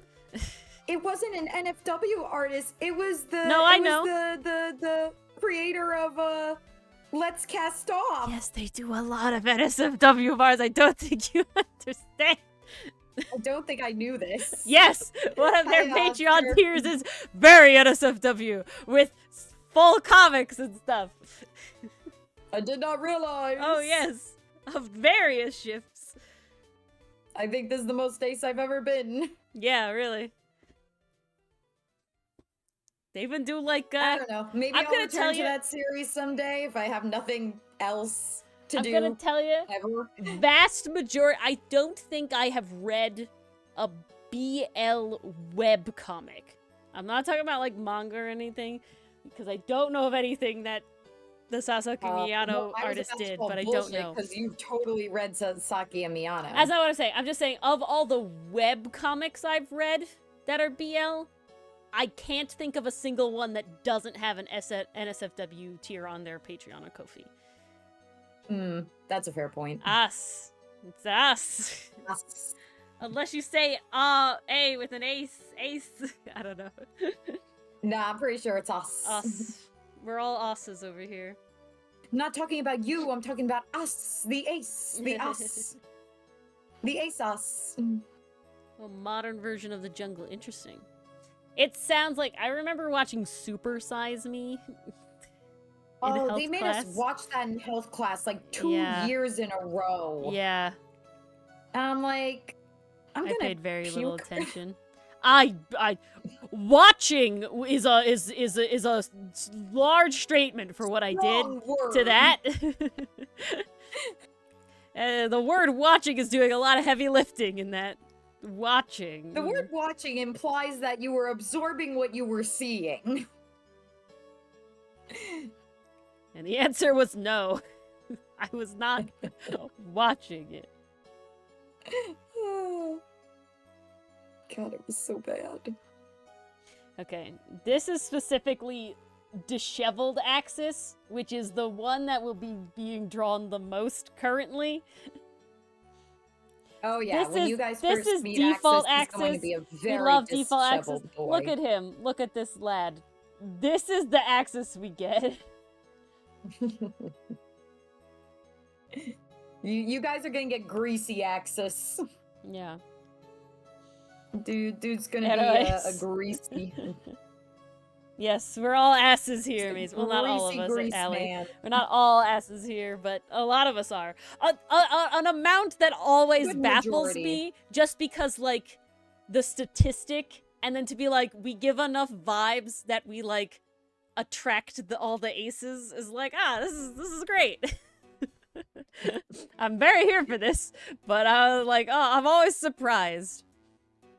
It works out pretty well for us, not gonna lie. But yeah, so what I was saying, yeah, I literally can't think of a BL webtoon artist that doesn't have an NSFW because it sells, okay? And if you're doing a BL, a large portion of your audience are definitely likely gonna be into that, you know? So it's just how it is. So, that's you know, get that back. Get that back. I can't argue with logic. Broken men, yes, exactly. We'll break everyone. Well, yeah, everyone. Some in way worse ways, but they'll all break eventually. I'm gonna sneeze. Oh, yes. I don't know. We do break our men around here. Don't eat this book. Oh, is that Super Size Me? Is that the book for Super Size Me we're saying? Even Rule 34? Terrible. Please. I'm gonna tell you guys something really, really, really dystopian. No. Dylan has a friend, and this friend has a roommate who is unfortunately very much a freeloader, but we're not gonna get into that.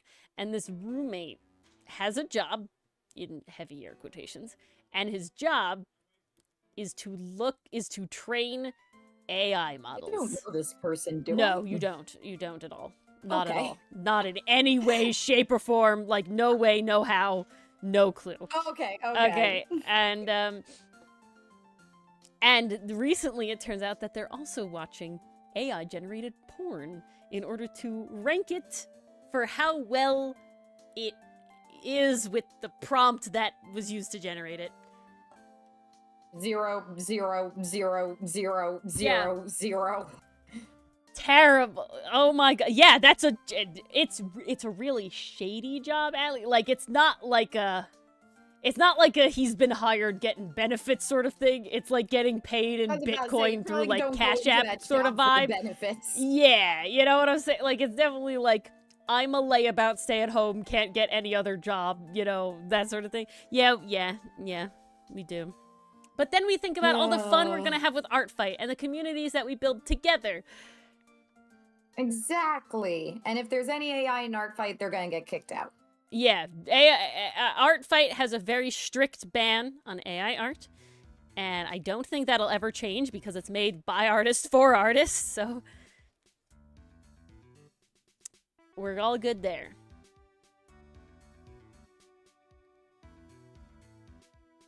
Exactly. Okay.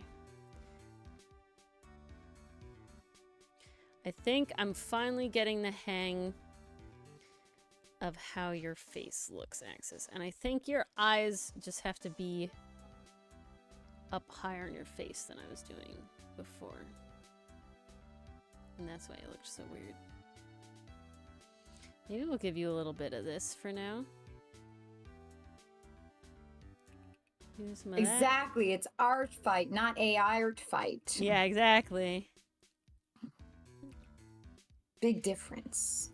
Gotta give him those thick, bushy eyebrows. The question is do I curve him down or not? I don't know. Yeah, I think they do need the little bend.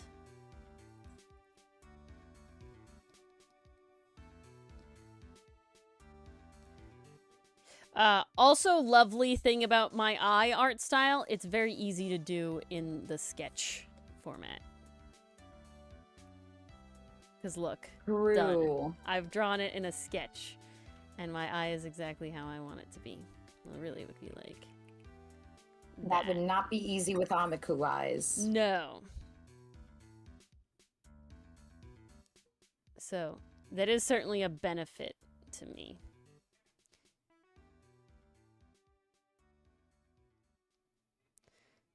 But it was very fun. I definitely liked doing the art style in just the eyes.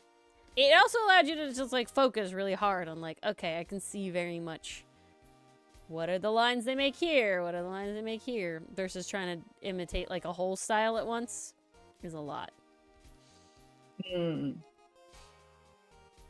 Oh, Ali asks, how do you stop redesigning your characters? I keep changing mine, but at some point I know I'll have to make a full final design. I think that the best advice I can give for that is just get to a point where you're like, okay, I like this, right? So you stop at a point. I know, like, pick, okay, you did Scarlett's hair, right? And we picked 2, all right? So you accept 2. And now you go and you just draw her doing things that she would do. What I'm doing right now. So I've designed, right? So I've been here and I'm like, all right, you know, I like it. He gives across the vibes I want, right? He has Badger vibe to him. I literally put him in Dichotomy's Discord, and Dichotomy is literally like, Badger, you know, so we got it. We got the Badger in him. Okay, he does what I want him to do.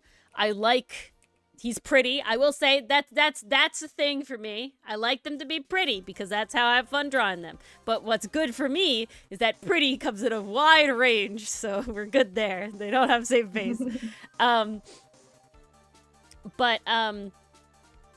do that, and then you draw them again and again and again, and you just keep drawing them, doing the things, just sketching them, not looking at the reference. Maybe every once in a while looking at the reference, but mostly not looking at the reference for this sort of thing.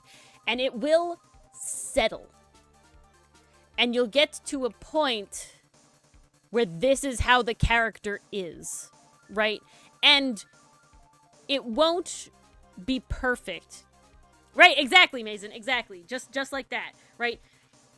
Sid, you know, was designed with freckles, like Mason says, but forgot to add them. So thus they weren't important, right? They didn't make it, yes, pretty is suggested.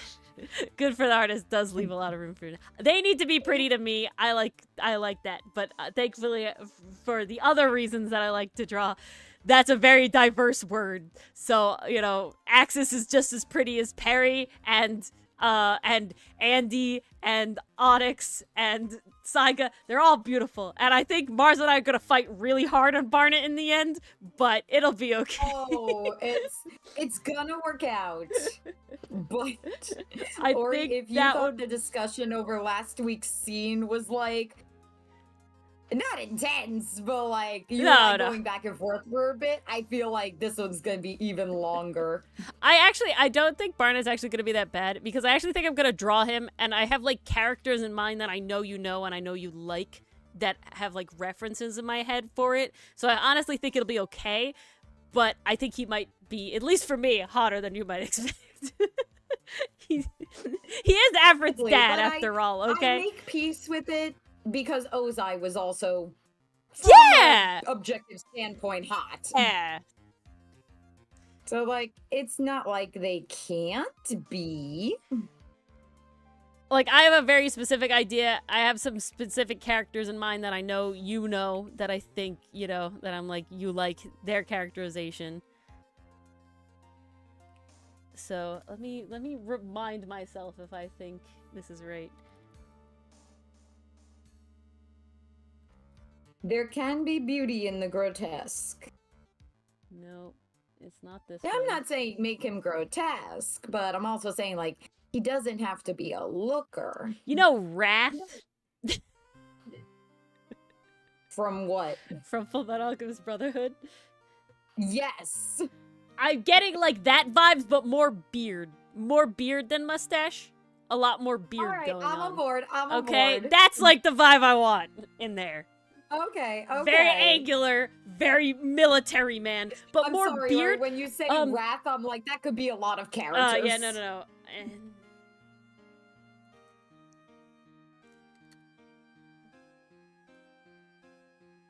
my hero.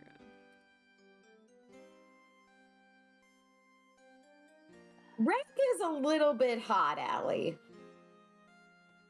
Yeah, Wrath is hot. He's also got, like, my character's hot. I mean, your character's... to him, too. Allie, there has not been a single character on your roster I've seen yet that is not good looking, okay? All I'm gonna say, okay? Smash on all of them if they're of age, okay? I don't know what ages they are. I know that Scarlett's an adult. I assume Kaya's too. For your characters? What? Do we have canonical ages for those characters? Allie might have them. I don't know of them. I'm just curious. Not the beard that I want. There's this very specific...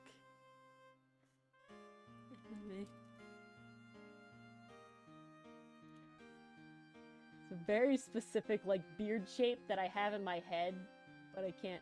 Ooh, you know, like, Jonathan Joestar's beard shape when he's in the middle age of it? Ooh, no. Okay, alright. Or the Elric's dad, his beard.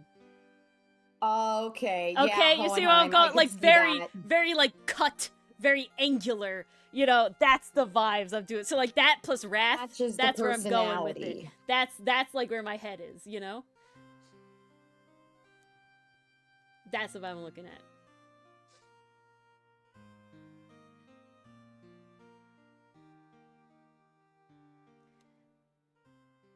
Oh, I'm glad. Allie, I mean, 100%, I totally agree. Alright, great. They're all adults. Fucking smash, let's go. Number two, smash. I am ace as hell, right? However, the only thing I want in life is when, like, I, like, draw, like, Milano or something, and then the comments are like, thirst trap, like, thirsting over him comments. And I was so happy with the freaking, like, fee-fi-fo-fum kid Milano to adult Milano. We got a lot. Like, ooh, why he kinda... yeah, I was like, lovely. And then someone was like, why he gotta stick his tongue out, though? And I'm like, well, you're not my person. Thank you. Goodbye.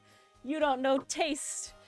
The vicarious... Literally, though. His tongue out because he's I want my characters to be so hot that everybody else wants him, right? Like, it's a pride... No, we want our characters to be so hot that people question themselves. Yeah, there we go. That's the aim. That's the aim. We want people to question what they're into when they see our characters. It's a matter of pride.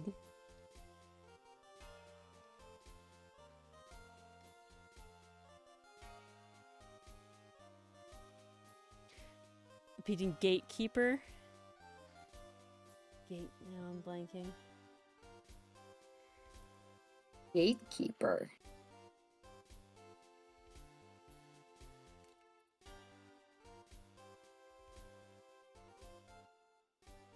Why am I blanking on Gatekeeper? Yeah. I raised that boy, exactly. What is Gatekeeper from?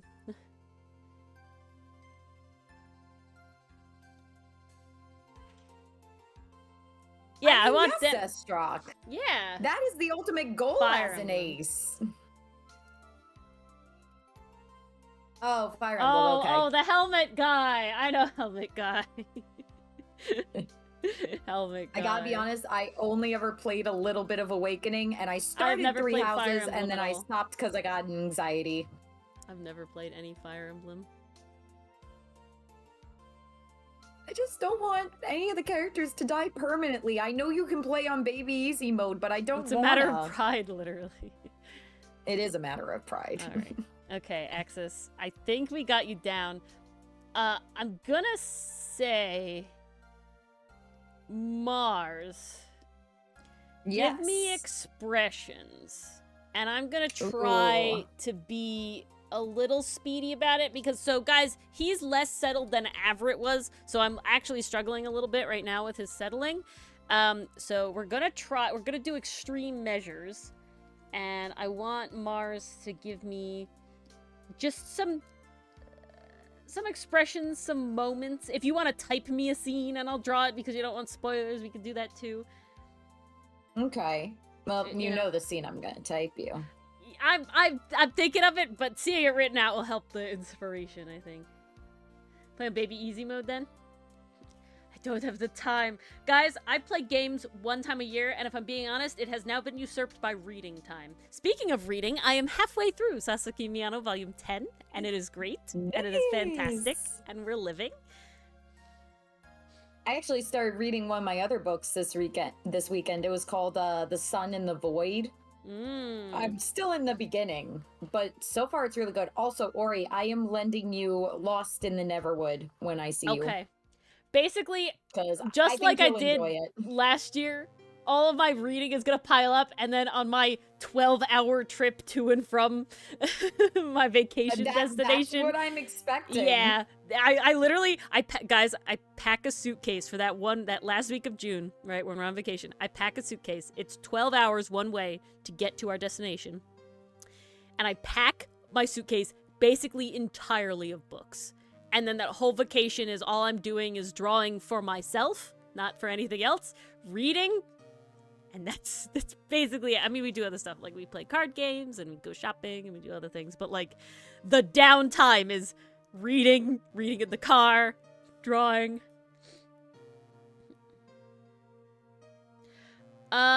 Spoilers for Sakamoto Days, but since Mars has watched it, Sakamoto Days episode 11 specifically, since Mars has watched it, we can talk about it. And then I'll read Mars's thing really quick. So the surprising part, so basically, Pastry Puff, what I expected to happen was I expected the episode to be more about how they got around their issues that were stated at the end of episode 10, right? Like, so the issues of, like, we need to gamble, and it's like, I don't know how to play the game. I can read minds, but I don't know how to play the game. And I expected a little more, like, with that, you know, being more of the plot, and more being, like, maybe helping Lou be the one, right, to, like, actually win the money and everything. So that being very sort of trivial in the overarching level of the episode was just like, oh, okay, what's gonna happen now, right? And so it's like, oh, old maid, very fun. But the part that was interesting to me, and that was like, oh, this is a fun twist of this, right, is the fact that the goons turned on him. Right? That his men... I liked that part a lot. Yeah, I really liked it. But that his men turned on him. For him, it kind of goes to show, like, oh, nothing changed. Like, he spent all this time working his way up the ranks, and he's still where he was. Yeah, and that he, you know, he lost, and he was willing to accept defeat. You know, like, he lost fair and square, you know, this sort of thing. He lost, whatever.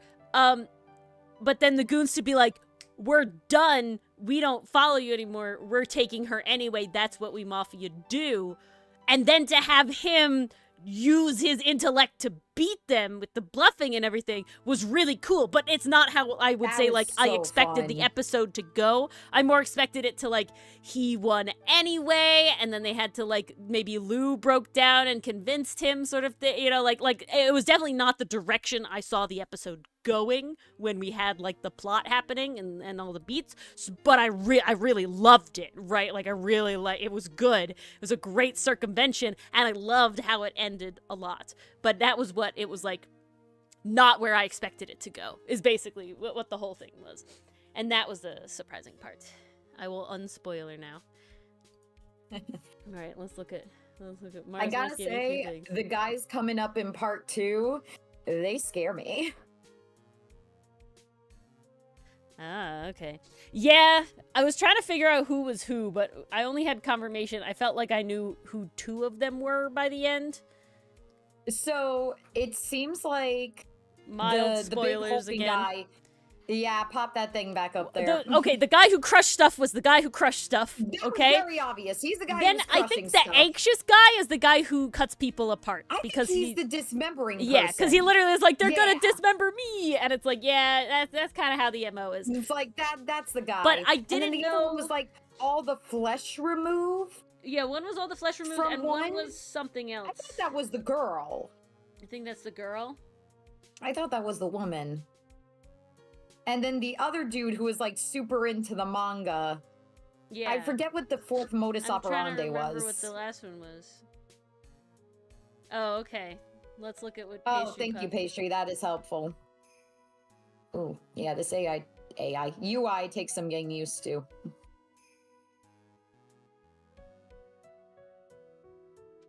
Just scroll back through all the mob. It's great getting to, because we watched Mob, especially seasons 1 and 2, so long ago. It's really fun. And then we watched season 3 together. Yeah. Which is like, that was also a while ago, though. Yeah, it was still a while ago. Ah, there's Sakamoto. Oh, here it is. Oh, the credits gave their name. Dump, saw, apart, and minimalist. Interesting. Oh, corpses filled with holes. I forgot that one. Yes, that was the one. Oh, so you think it's the spiky-haired man who skins the corpses. Yeah. Okay. Well, the other 2 are definitely, like... locked in. We know who they are. The other 2 are, like, basically gave it away. It's just the manga guy and the woman who could be either. But, alright, interesting. Let's see corpses with... Because I think she was sharpening her nails in one scene. Ooh, maybe. I could see that. Or maybe I'm completely It will be very interesting, though, to see those fights, because the, like, motives are so different, you know? It'll be very interesting. I find the whole setup very interesting, in that it's not just, they're not going up against people who are trying to get him for the money. They're not going up against people who are trying to, like, this is, like, their job. Confirmed it. Nice. This is just, they kill. They just kill for the sake of killing. Netflix confirmed that Pastry Puff was right in their choices. Ah, nice. Because I did not watch this on Netflix. No, I did not either. We wanted to watch it right away. Pastry Puff being the goat, watching all these shows again and again in the background, picking up all the stuff. Welcome, Enthuse. Enthuse, this is what you missed. This is the boy. We're settling him really bad because I'm not doing it so hot, if I'm being honest. He's being a little tough. I am gonna do this first one, Mars, as a side profile, because I do think that would be the best. Ooh, I like it. But yeah, unfortunately, guys, I couldn't say these ones out loud. But rest assured, I think you'll be pleasantly surprised. You'll get to see them, so that's good. I'm doing...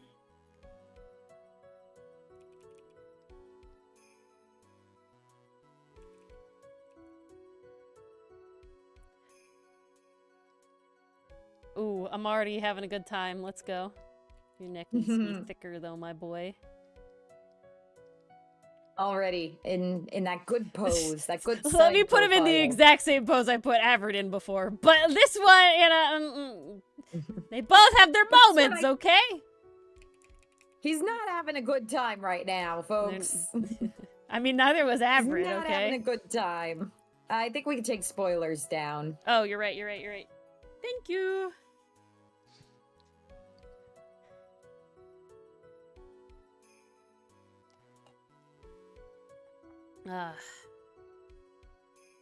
Ah, that's nice. Ah. Very good, very good. How you been doing, Enthuse? Oh, okay. See, Pastry Puff, the site I was using did not have that luxury. They don't translate any of those. I think Pastry Pup watches it first on, you know, on the same site we do, but then like has it on in the background while doing other stuff on the Netflix. I think that's how it. I mean, that's good. That means they're getting. What's he doing in that pose? He's having a bad time. That's what he's doing in this pose. So enthused. This is Axus, one of the newer characters coming in the second core of part 1. So this is actually a head technique I saw. One of the big animators for Epic, the musical animatics, Neil Illustrator, I saw her do this, and I really liked it for, like, side profile vibes. I don't do it for the front. I still like how I do it for the front. But for the side profile, the big issue is that the head is not a perfect circle from the side. From the front, it's pretty circular, but from the side, it's actually, like, wider. Like, you got some brain back there. You know, the brain is not a circle. The brain is, like, an oblong thing, you know? So, you need room for that. And that's always a struggle, and I've seen different things, but I've always just kind of fudged it after the fact.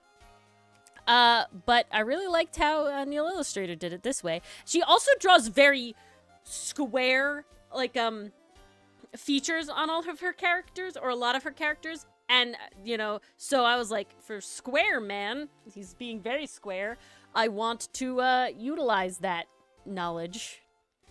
So we're stealing, but in the proper way. That's called inspiration. And I'm not stealing any of her character designs. Okay, I want Axus, your nose to be fairly flat. I think that's the vibe that I want.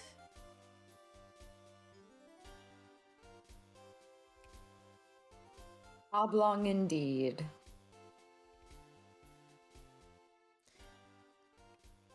It's kind of like, is it round? I'm trying to visualize this now. Oh, something like that. Yeah. We're channeling Hunk. I really am. He's got a lot of hunk in him. He's got a lot of hunk in him. Is it crime against artists? Yeah, it is. Okay. Truly. This, and then you need really square. There we go. And then your ear, come up and down. You have smaller ears, and they're mostly on the side. Beautiful. Great. Fantastic. Okay, we're gonna put your hair in like this. So we have your two little... Okay, we're actually gonna make them really off your face. I feel like that'll be better absolutely Hunk in season 1, Allie. Yes, Hunk season 1. I think was pretty good throughout all the seasons. I don't... At least from what I saw, I don't remember him getting... I think a lot of them just got kind of sidelined by the writers. I think that was more the problem. I think the same thing happened to Pidge, too. Yeah, I think Pidge and Hunk just got kind of sidelined. It just reminds me of the Sword Art Online. Not parody, not abridged, but Sword Art Online in 15 minutes with Giguk, where Kirito's talking to Klein. He's like, actually, I think I could be a compelling character for audiences to follow. Shut up, Klein. Come back when you're a main character. That's the vibe I get with Hunk and Pitch. Yeah, really. Actually, we could be compelling characters for the audience to follow. Oh, and they were. Shut up, Hunk. Come back when you're a main character.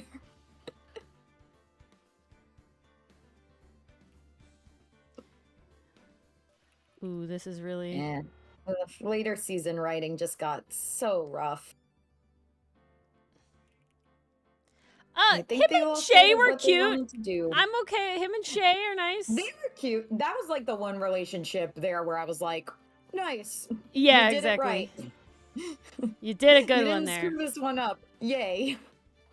Okay, I want it like longer in the back. I really want to give him like a mane. It's kind of that is true, Penguin. If My Hero, Demon Slayer, and honestly any show with a massive cast has taught us anything, there is a character for everybody, and there is somebody for every character.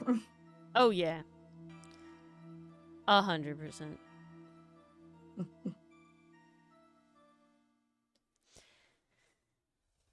No, they will never control our hyperfixation. Okay, I am kind of here for this. If I want to write stories about side character number 24, I will. Now, the real testament will be this expression. Estrock, somebody out there probably likes Dr. Hottie. Someone finds him funny. Someone finds him funny. Alone, I don't think in like a. Hottie. I think someone definitely finds him funny. Yeah. Same way Salmonella is probably found to be funny.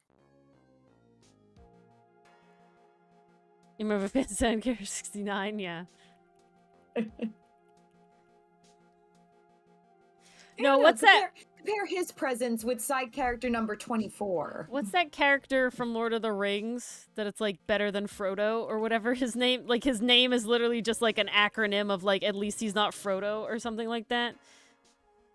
I'll look it up if we need to do it. Sam, are you? That is true. At least no. There's a background character that's like literally like at least he's not Frodo. I've never heard of this character. Someone knows what I'm talking about. Someone's got to know what I'm talking about.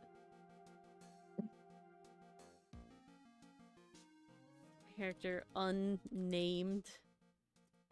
Tumblr. We'll get there. We'll get there.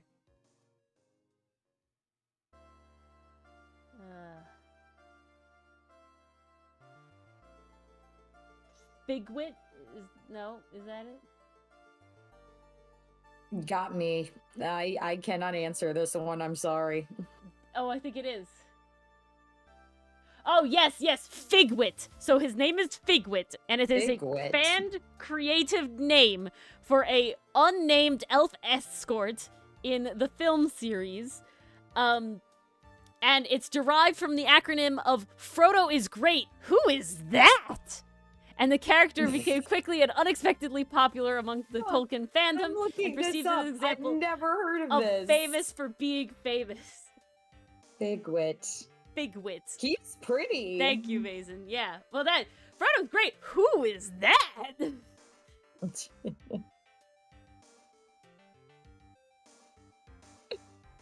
That is hilarious. That's all I was thinking about. There's a character for everyone. Yep, there is a character for everyone. There truly is. There's Figwit.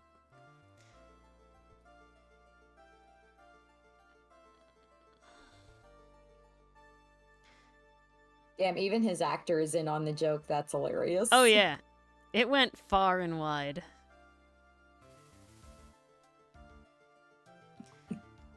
Sad Figwit noises. Okay. There must be a filter on this image, though. I don't know why. No, he just looks so smooth. Like I am not... It looks so smooth, and I'm like, is this AI? No, it's just, like, not true HD made HD, I think is what happened. It's a little uncanny. Oh. I'm getting pings that I want to check out.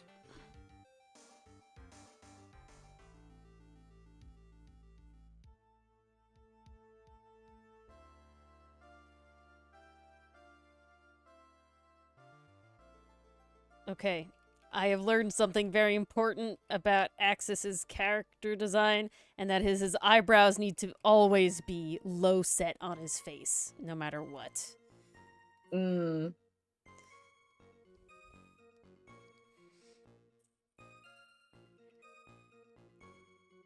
I find it really funny that the Crusher is called the Minimalist. Sorry, that's just hilarious to me. He likes things minimal.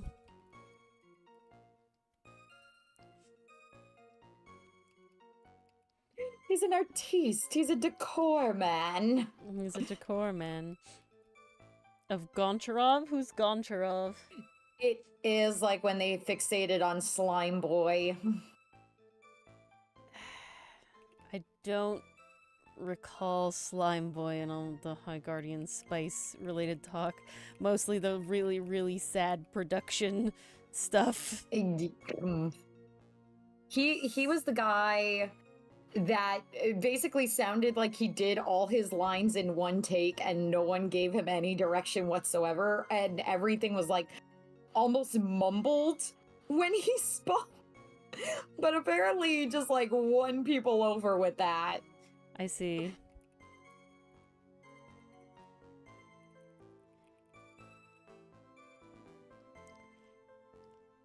I don't recall Goncharov. That's a new one to me. Every being of destructions are just minimalists. Yeah, there you go, Allie.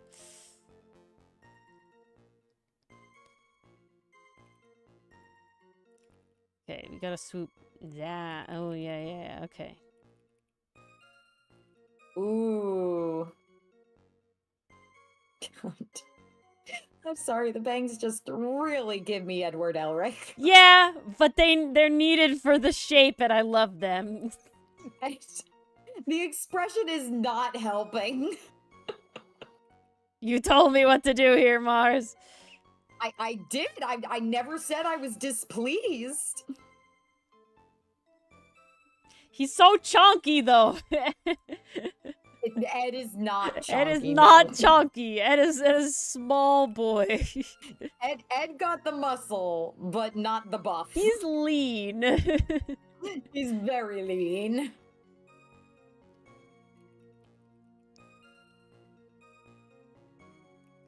Yes, feel free to laugh. I've never seen Goncharov.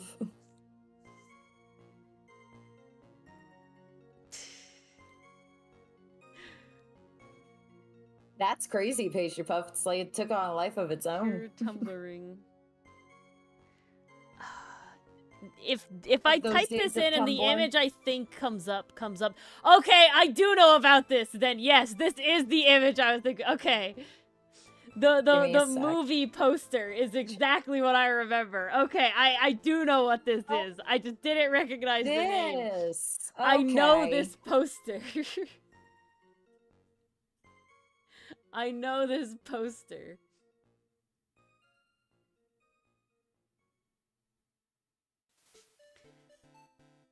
Ever hallucinate an entire film? Only group hallucinations are allowed.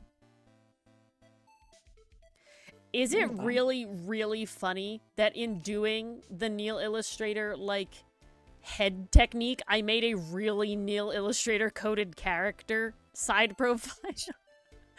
It really is, though. It sounds like everything worked out the way you intended it to. It did. I didn't realize it would, like, consume my style as much as it. I'm not upset. I was just, like, surprised how, like, easily it was enveloped, I guess.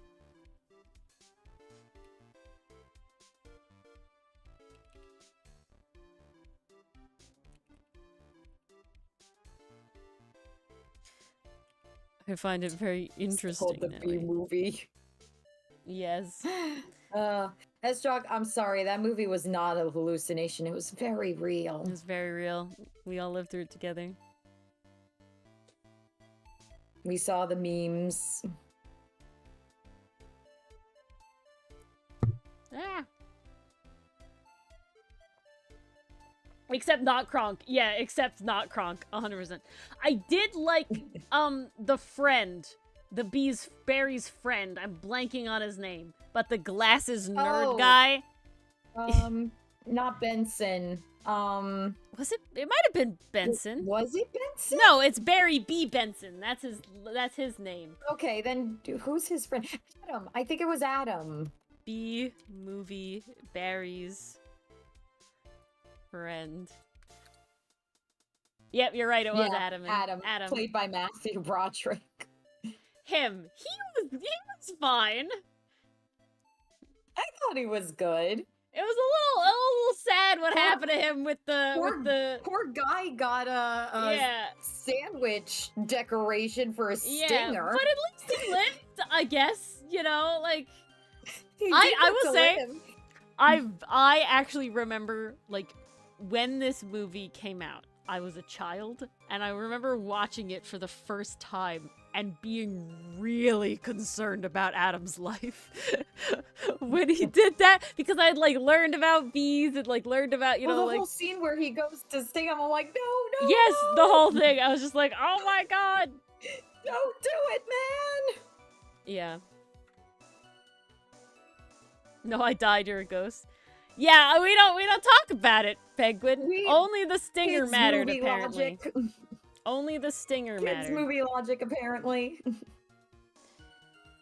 Now, it's funny. My mom is on a huge environmental kick right now. She's actually an activist for the environment, and I have to show you one of her favorite scenes of the Bee movie. She'll be like, "Oh, this is so good," is when they're like getting the flowers to repollinate everything, because she's like, "That's what's going to happen if we don't have the pollinators. If we lose our pollinators, we won't have food." I'm like, Mom, chill.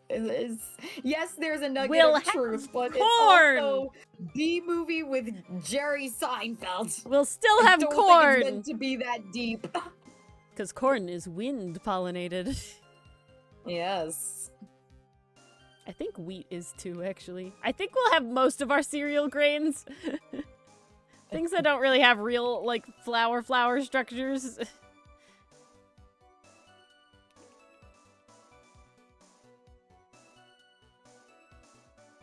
Alrighty. Okay, you need your hair, your shoulder hair. Shoulder hair, very important. Bee movie was a wild one, because when I started watching that, I was like, oh, this is gonna be like Bug's Life or Ants, except they talk with humans, and then it just kept going, and I was like, I don't know what I'm watching anymore. Didn't ants talk with humans? Because the humans shrunk, 8 right? different directions. No, you're thinking of Ant Bully. Ah, okay. I'm talking Close about enough. ants. Okay. Z. Yeah. Although Ant Bully was another one I watched. Yeah. God. If Parasite was the show that got me to stop falling asleep with my earbuds in my ears, Ant Bully was the movie that got me to start falling asleep with earbuds in my ears. Okay.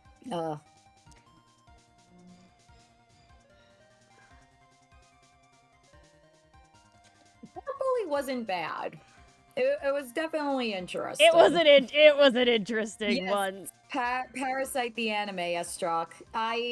Back in high school, I tried watching it with a friend of mine. She came over to my house, and I think we watched the first 2 episodes, but I did not like the scene where the parasite first arrives, and like the reason he ends up in the guy's arm and ends up possessing that instead of his brain is because he fell asleep with the earbuds in his ears, so he couldn't get in through the guy's ears. Instead, he chooses a different route and decides to go in through the skin in the arm. And the way they animate was just like this lump traveling up dude's arm. At one point, he takes the earbuds and like ties it around his arm, like pulls it tight to try to get it to stop moving up towards his like neck. He tourniquets it, and that's how it gets stuck in his arm and ends up fusing with it. But I was like, nope, I'm out. I'm out. I can't do that scene. Like, guys, parasites IRL are just a phobia of mine. They're pretty horrifying. Really good animation, and I'm just like, I'm out. I this can't is a do level it. of body horror we cannot do. Oh, too much. And it makes me really sad too, because, well, see, that's funny, Estruck, because I didn't mind the symbiote in Spider-Man 3. It doesn't look like that. I don't know why it was different for me. It just felt like more like a pool of ink. Yeah, it like absorbs. It doesn't act like a. It acts like a liquid. It doesn't act like a creature. Like, there are moments where like you see the webby bits like go into Eddie's mouth and like they cling on, but I don't know. That just never got to me like this did. And it makes me really sad too, because I know there's some really good symbolism in Parasite. And I'm like, I'm missing out on really good storytelling all because of my stupid phobia. Nah, it's okay. I specifically never attempted to watch it. There was no way. So then my friend and I switched to watching Attack on Titan, which was clearly much better. That I could handle. Different. Mom's legs breaking, blood spurting everywhere. That's fine. See, there's a reason crawling up a dude's arm. Nope. There's a reason that spoilers for Dungeon Meshi the manga. I think it's number 13, volume 13. But later ones. If you haven't finished the manga, don't listen right now. And you don't want spoilers. There's that moment when you have the big monster Laios and then all the little like normal sized Laioses that are the demon, and they're like crawling inside monster Laios through like every possible orifice. That got me. That's like, this is body horror that I am very uncomfortable with. Like, oh, kind of fear for when that will be animated. Yeah, I am. That's like one of the scenes where I'm like, this is gonna be. It has good animation. And I'm just like, exactly, Penguin. Pros, it's excellent animation. Cons, like that scene excellent animation is gonna be a lot. Yeah, exactly. Pastry Puff knew what I was gonna say. Yeah, it's really well done, and it's really good, and it like I understand, but that one is just a lot. It like really gets you, and yeah. Gonna be wild in the anime. That's all I'm gonna say. Spoilers over. Ay. Oh, what a time. What a time. Alright. I think I want... Yes! Give me that nose crinkle! Beautiful. And we love to see it. He's got little toofuses here.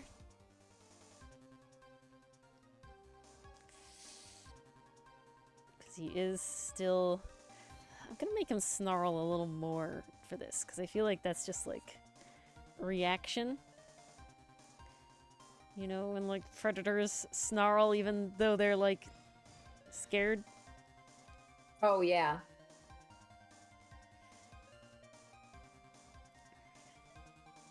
I want to make it stronger than that, my good sir. It's not a collar. I just want to make that clear now. It's not a collar. It's not a collar. It's like a spear. We are not walking the badger. It's like a spear, guys. Please.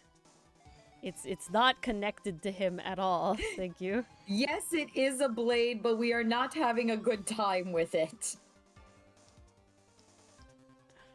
We are having a very unfun time, in fact. There we go. That's the face I want. Thank you.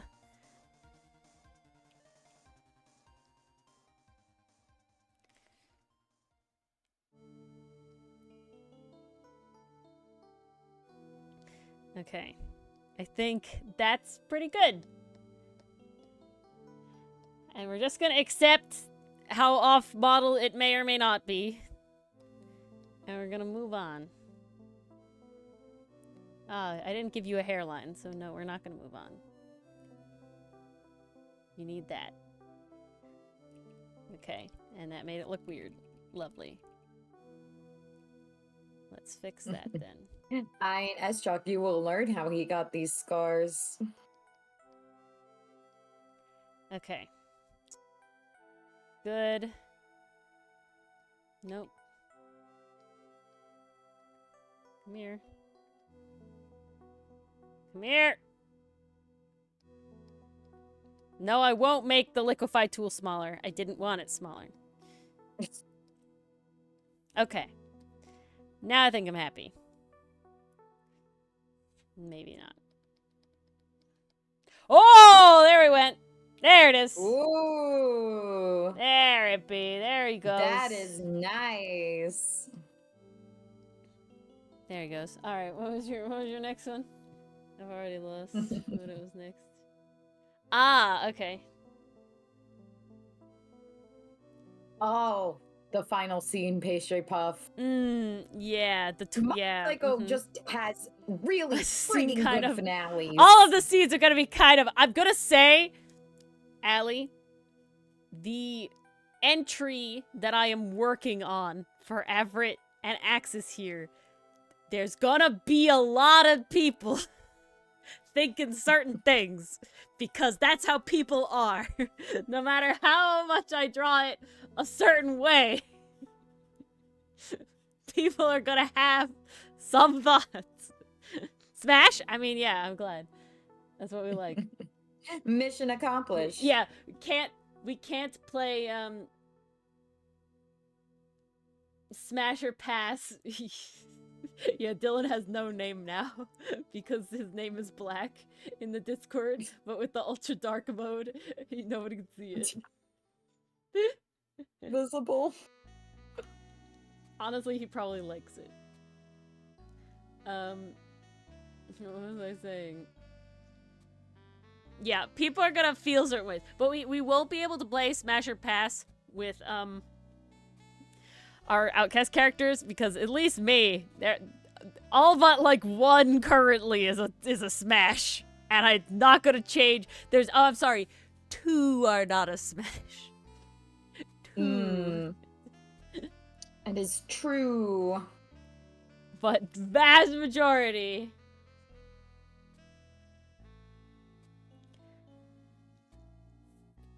Vast majority. I get out of my head. It's a good soothing song, Allie. I'm sorry that you have Godot trauma currently. It's okay, hang in there. You'll get through it. It'll be worth it. Dylan looks good in the Godot outfit. Don't give up. I will say, he has one of the most, like, chill, soothing themes, though.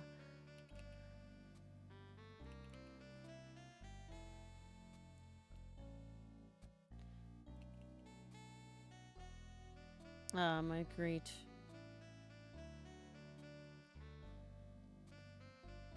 I'm trying to see how I would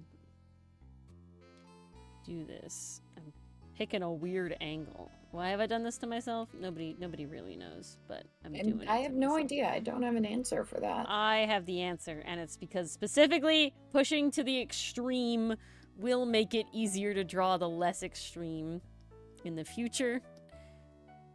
Because if I can get this down,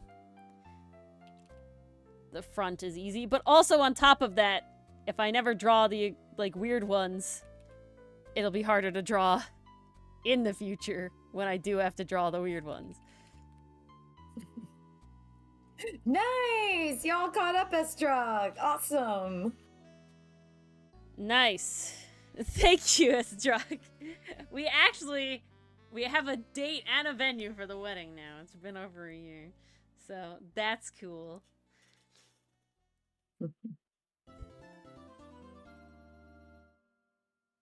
Oh, Pastry Puff, you're in for a treat with Season 3. Love Season 3. Season 3 is definitely... Exactly, Penguin. It's so hard to pick a favorite season. It's so hard. That's why I pick a favorite character instead. Reagan, my beloved. Yeah. Reagan, my man. Reagan is great. Love him. Love Reagan. Also love Teru. I love the arc he goes through. Teru's fun, but Reagan is my boy. I love Reagan. Reagan is great. He's relatable. Okay.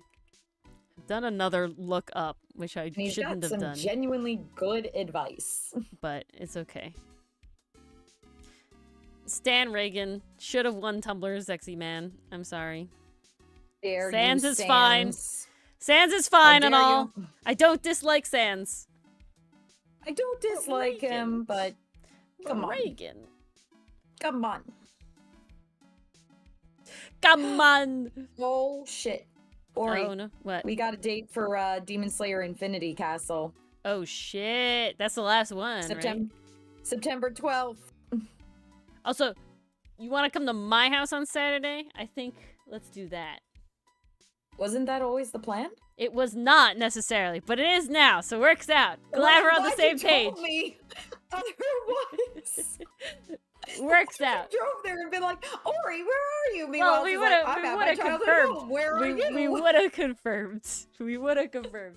But no, we'll do it here. I know we would have. I just find that so funny. We'll do it here, and it's just whether it'll be in the living room on the big TV or it'll be on my drawing tablet will be depending on what Dylan's doing that day. Because if he's doing stuff where he's just like playing games by himself or like doing modeling stuff, we can totally like be annoying in the living room. But if he's like playing a game we will be with annoying. a friend, it's like season 3. I mean, but if he's playing a game with his friend, like on Discord, like we can't really be there because he'll be talking too, more than anything.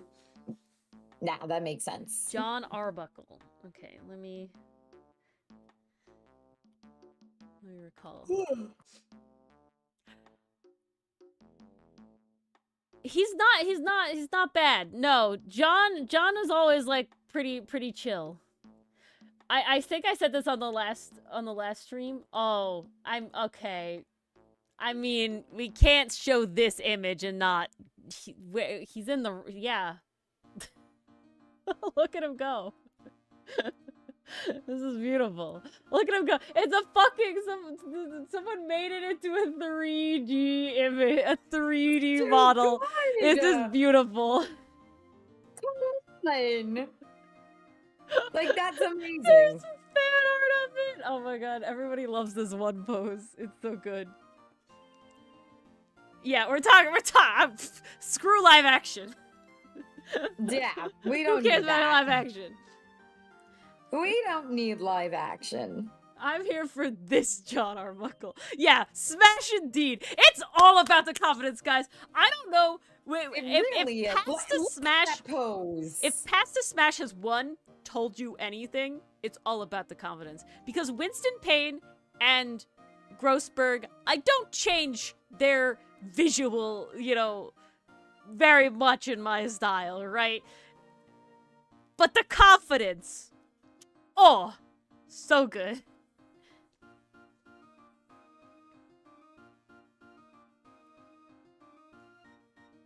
So great. It's all about the confidence. No, but what I was saying, yeah, my favorite thing to do with like Rage Bait games when she shows like the movie nights in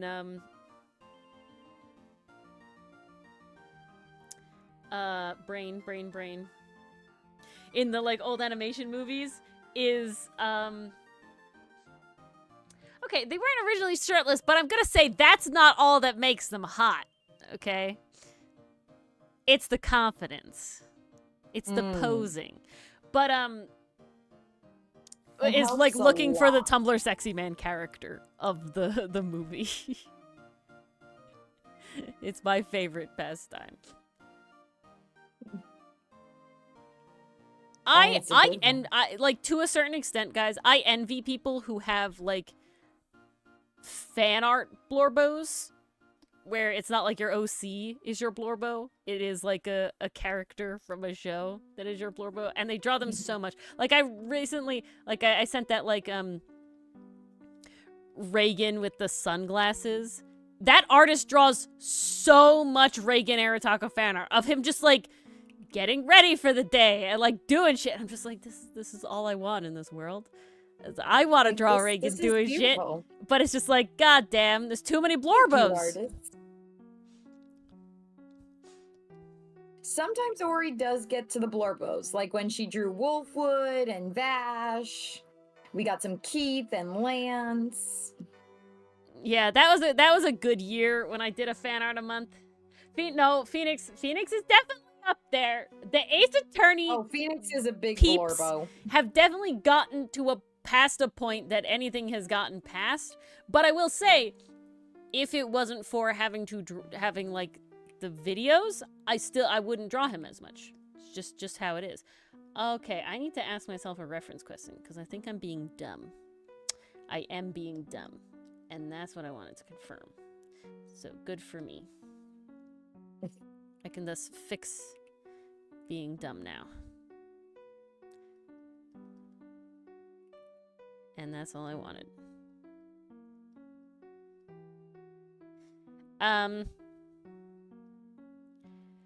I thought of another thing for Allie's in the how to choose when your character is done. Sometimes you just gotta call it.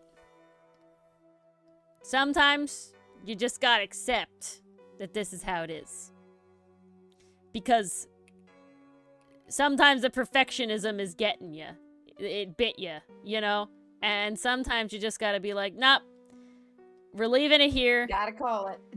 I need this. You have to weigh that I need this character to exist more than I need them to be perfect. Right? I think that's a big thing for me. That's a huge vibe, especially in writing too. Yeah. Because you can only agonize so much about the dialogue before it's like, I gotta call it. But with the comic, it's very much like, I need this comic to be a thing that I can read, you know, that other people can read, that I can eventually, you know, hold in my hands one day, more than I need it to be perfect. And that's really a big driving force, I will say. Yeah, see, Allie, I love that. My Blorbles are the Scrungly Wunklies as well. My boys, when anyone's like, you know, comfort character, it's Milano. I love Milano. I draw him all the time. How could the Blorbos not be the Scrunkly Wunklies? But I mean, sometimes, like, it's that classic, like, trying to be a content creator in any capacity vibe of the, like, fan art gets you more attention, you know? Allie, Ori is definitely of the mindset of get yourself a Mars. Because if you get a Mars who loves everything you do, you won't have an opportunity to hate it. And we can be the Mars, I promise. I promise I'll be you're good Mars. at being Marses.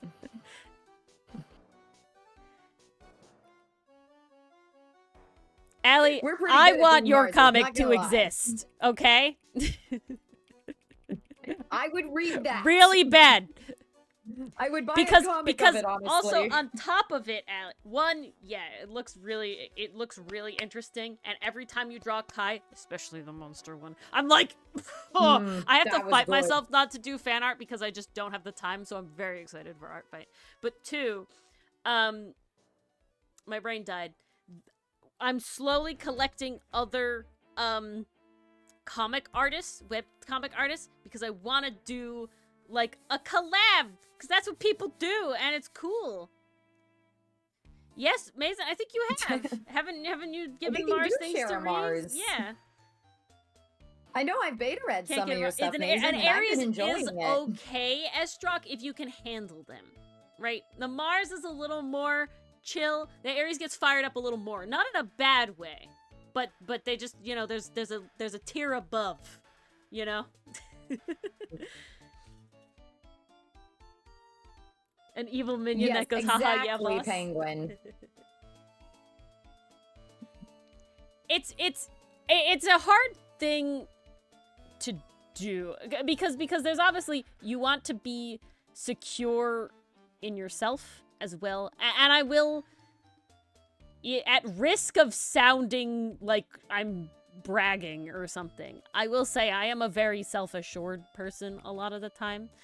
There, especially in art, I really enjoy my art, and even old art that I look back on in the past, I can be like, I knew, like, when I drew this, I was proud of this, you know, and that's a lot of art. Like, when I drew this, I was proud. Like, I said, I had that, like, folder that was, like, art styles I've drawn that I like. That art is really old, but I know I was really, really proud of that when I did that. So there is a level of, like, I'm very lucky to not have the very classic, like, artist issues that a lot of artists have. And I think that part of it is let yourself like it. It doesn't have to be perfect. And I know that's hard. I definitely have my perfectionist moments where it, like, comes out. I will definitely say forcing myself to just do the comic really did a lot of that. Because when I started the comic, I'm nowhere near the level of skill that I am now. And I will say that I am 99%, not 99%. There was a significant part where it was that, like, D&D item drawing that did do a lot for me because I was drawing every day.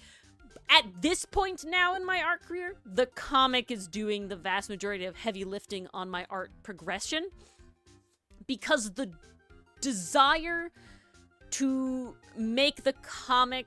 Okay, this is like the level. Let me try and explain. Mars and I think in animation.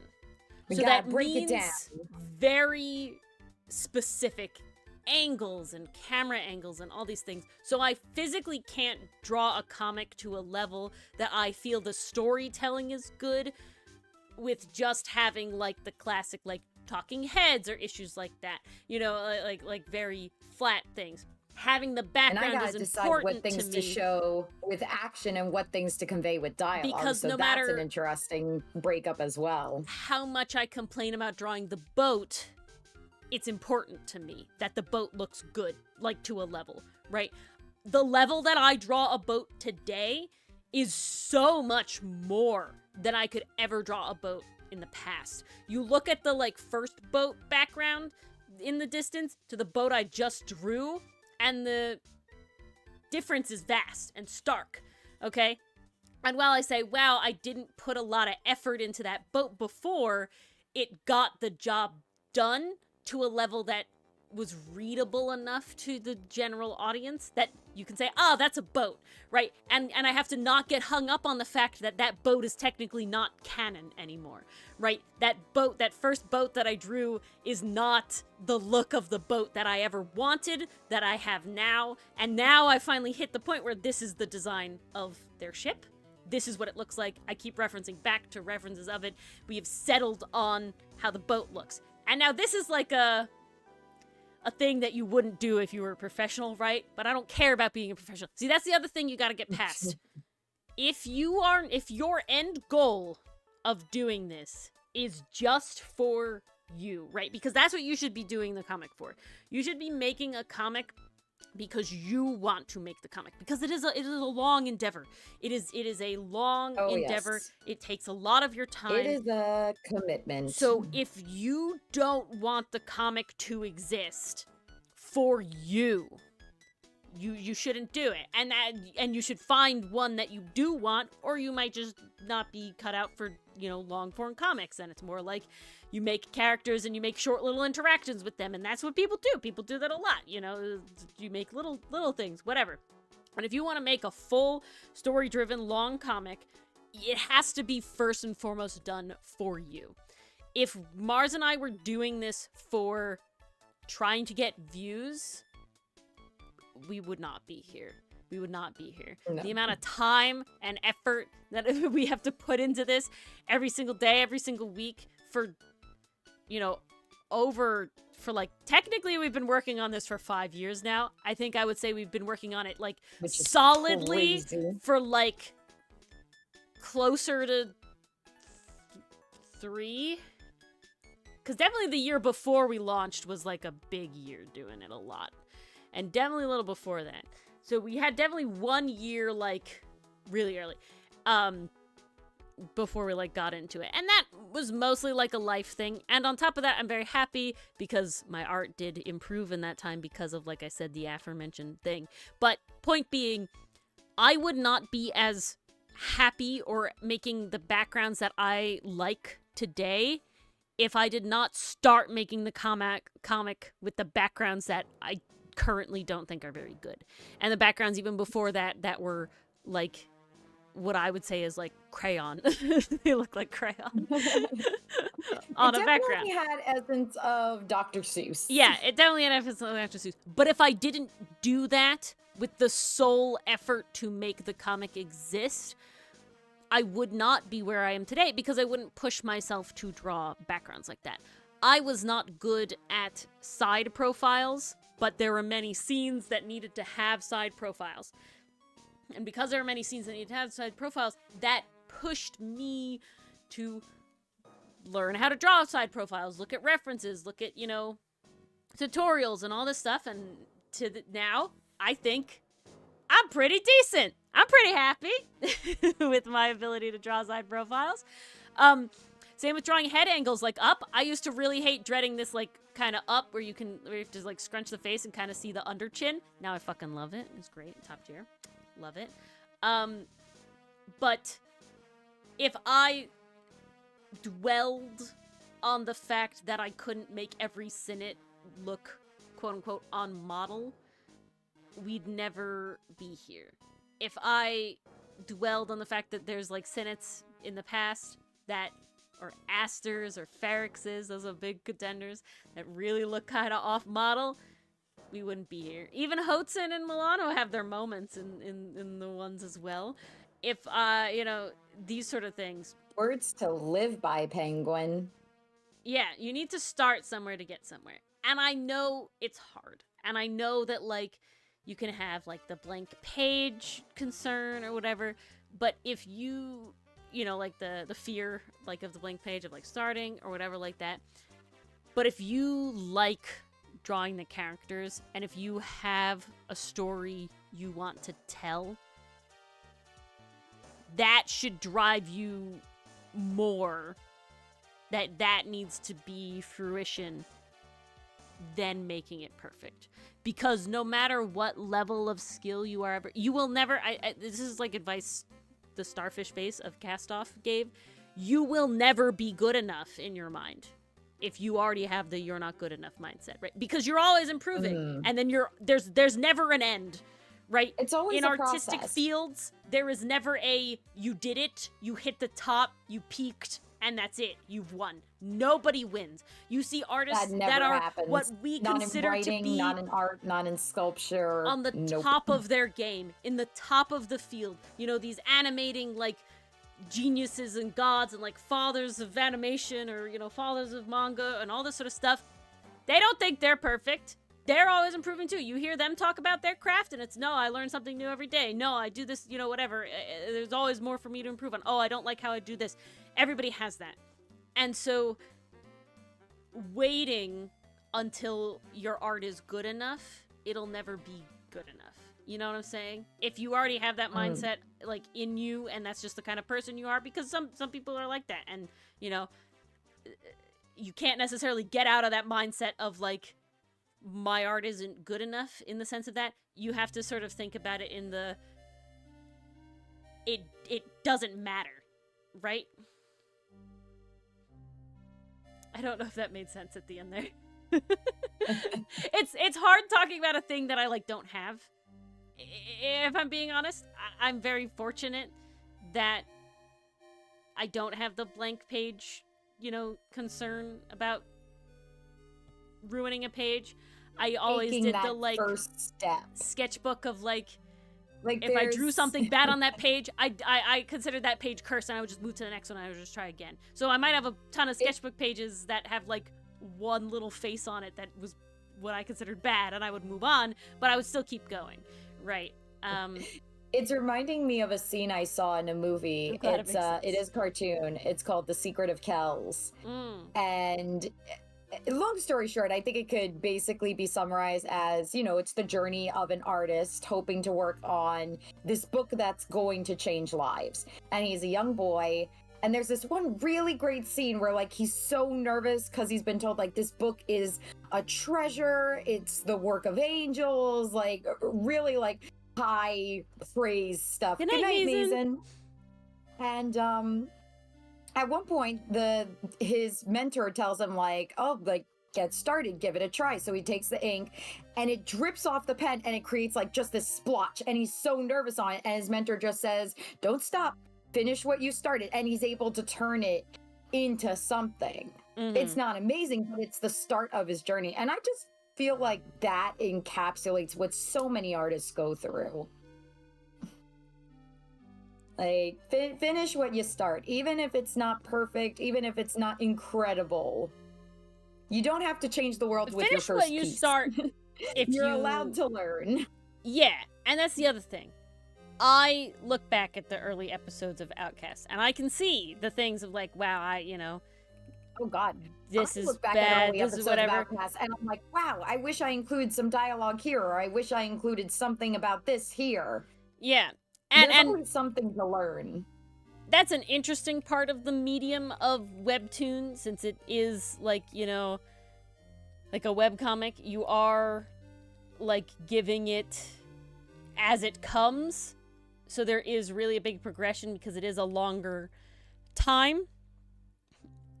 But I think what's also interesting is that when we get to print it, because I know Mars and I are adamant that it will be print. There is no exception. 100%. That is something we absolutely guarantee, even if it will cost us $100 each to just get one, or I have to buy 15 copies or whatever. It'll happen, because I refuse to not make it happen. I will probably go back and change some things, and Mars will probably go back and change a couple things, but it will also be, you'll get a limit. You know? We can't change everything. Exactly, we're not gonna go crazy. Yeah. I gotta be honest, though.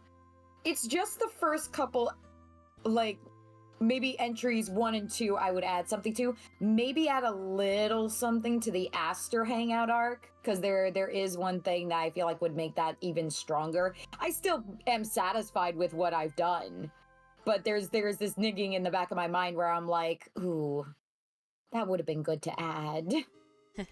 Oh, I'll just gotta wait for print. There's definitely, like... But aside from that, I've been pretty satisfied with what I've written so far. I do plan on, like, very specifically picking and choosing certain panels, sort of going through, and I did that earlier as well, you know, when we first started posting, you know, before certain ones went up, of like, oh, this one's green, this one's orange, this one's red, you know, at the level of like, I can live with this, I can't live with this looks nothing like the character, you know, like this, whatever. And I would probably do something like that for the print, and just go through and be like, all right, this Milano is really off, I could do this better. Or like, this Synod is kind of weird. We are winning, Microwave. We are. Or like, this Synod is kind of weird, I could, you know, do it better, but that's like a secondary thing. That's probably how I would go about it. Yeah, we love to win. We were talking about a art fight earlier, Microwave, because I know it's like 3 more months away, but I'm too excited.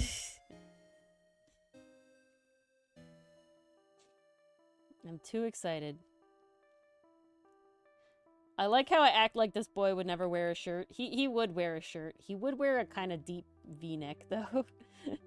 Oh, definitely. We gotta show off the chest hair, man. Gotta show off that fluffy chest. You gotta show off the chest hair. If we're not showing off the chest hair, what are we doing? That's some pillow material right there. Oh, it's so soft. So floof. And, you know, we'll give him, like, the rolled up all the way to the shoulder kind of look. You isn't like the first week of our fight? No! At least you'll be here for the rest. Yes. Thing in the I Discord. used to miss the first week of art fight. In Discord. But now I don't, because now we go away a week before art fight. Instead of going away July 4th, we go away. Oh. Should be illegal for him to wear a shirt. I love this. Wait until you see Milano's port outfit, Allie. Oh, what are we doing? What are we looking at? In fan art. This is so cool. Oh, I barely even read anything, but this is great. Oh. Weak I have to no scissor. idea. But this is great. Potent weak to scissor pastry puff. Paper. That makes sense. Resistant to rock. It does. It does. Love it. Love it. Pastry Puff, you know all the lore. It's so good. Getting that little, like, extra bit lore in there. Top tier shit. Oh my god, it's everybody. Oh my god. Milano weak to paper. Love that. Synod weak to scissor. Ooh. That makes sense. Another weak to rock. And yeah. Aster weak to paper. Interesting. Yeah. Aster and Milano are rock. Synod is, Ferrex is scissor, and Hotson and Synod are paper. No, I think that fits. I think that vibes. Lovely. This is so fun. Look at their stats. Oh, I know nothing about this game, Pastry Puff, besides the vague stuff. Oh, wait. I debated either playing it or watching a Let's Play. Ferrex is I have not played a game in so long, you guys. Ferrex is scissor paper. That's fun. I like that. He's special. He's fancy, my boy. Love it. Oh, they're so good. Let me also add the little reacts. That's my favorite kind of thing. Honestly, smushing multiple medias together. I mean, that's why the Ace Attorney AU thing. It's actual traits. Crazy. I mean, the vibe is already vibe. It is July, Microwave. Yeah, I used to go away for a week, July, that encompassed July 4th. But now we go away the week before July 4th. So that's the last week of June. So I don't miss Art Fight. It works out very nicely. Did the last week. Alright, well, you're getting in it, Allie, right away. This time. I don't know if you have anything. But we're doing it.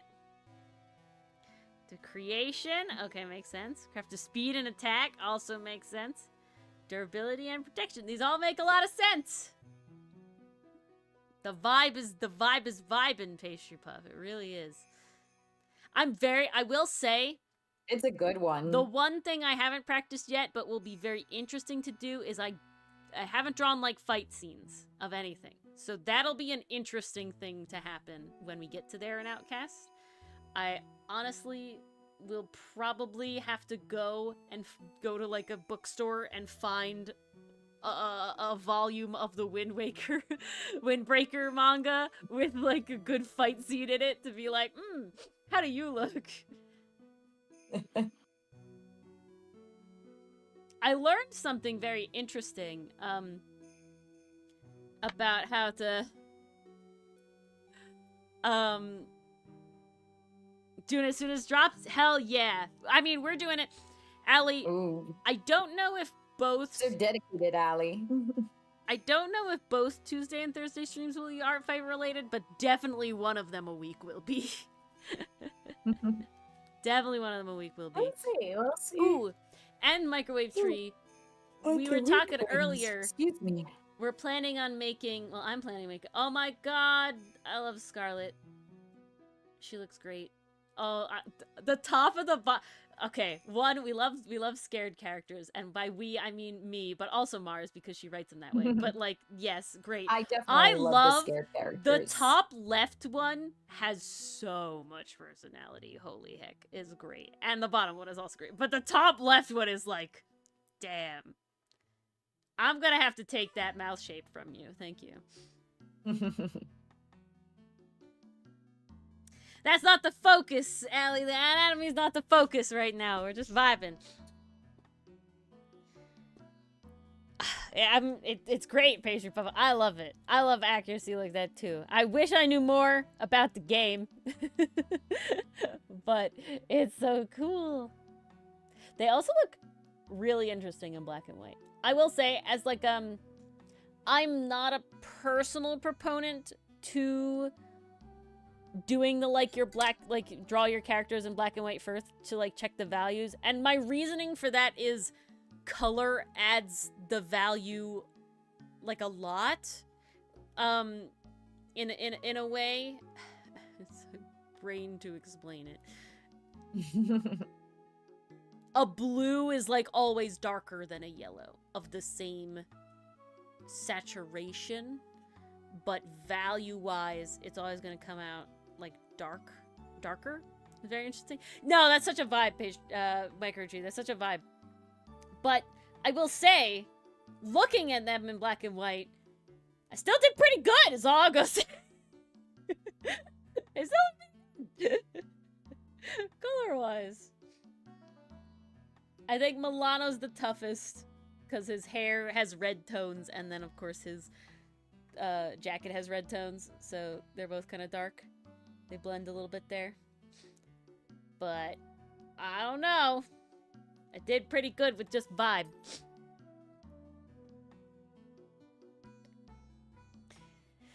Yeah, no, it's very much a vibe. There's a reason, Allie and Microwave, that I like to do characters, like, based on ideas. based on themes, because that gives you some sort of built-in color palette, right? I didn't need to think about Axus's color palette very hard because I went, ooh, badger. Pick, pick, pick, pick, pick. Yeah, those look nice together. I like those. Here we go. Where is your thing? And it's off to the races. I had your thing, my lad. Where did you go? All right. Well, I lost your color palette, apparently. He vanished. He escaped. Yeah, he did. No. Oh, yep, lost it. Loving all the stuff in the sketchbook. Very nice. Okay. My God, I will never get over what a talented chat we have. It's so good. I'm so happy. Badger, badger, badger, badger, mushroom, mushroom, yes. Oh, Pastry, I have to ask, are you going to post your Dungeon Meshi fic to AO3? Because I thought it was really fun.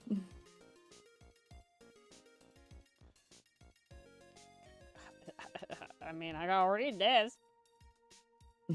I will, I also like, I know Canadian Lucifer's not in chat, or maybe they're lurking, but the Mist Ori fic was beautiful. Mist Ori? Yeah, Misty, Faye, and Gregory Edgeworth. Okay. I'm not in a ship, thankfully. I don't, with Misty I was about Faye. to say, I'm very confused. No. If anything, you're in Delory. Yeah. We had a ship name. Our two friends. The only ship you guys got. Made a ship name for us before we got together. Because they were like, Betty, they're like, they're gonna get together, and I was like, I mean, yeah, oh, but okay. You guys can pretend that you were like savants about this very obvious interaction. Mr. E and Misty Faye does just this.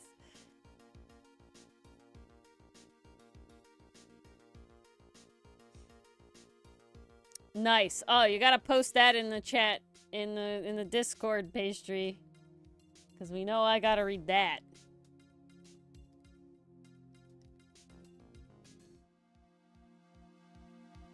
I still gotta make a cover for Mars's fic. I'm sorry, Mars. I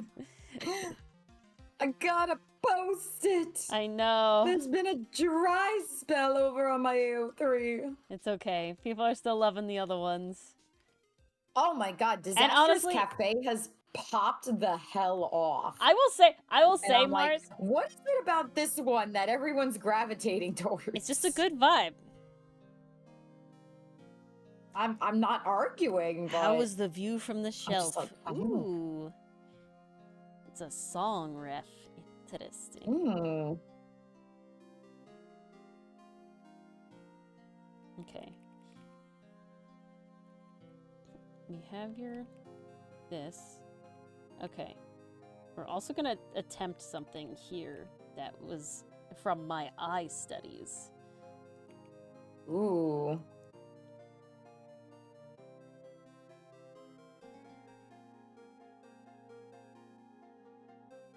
Because I think that'll be interesting. And remember, his brow is always dark and not furrowed, but low. Low on his head, I think, is the vibe that I'm really going for here. Ooh, there's your nose, my man! Woo! Let's go. Oh, there we go. I found your nose, good sir. That's the ticket. Okay. I do want your eyes to be slightly wider. I think we gotta at least finish this Axus before we end stream. We can't leave people I will hanging. finish this one. This one is almost done. He's almost done.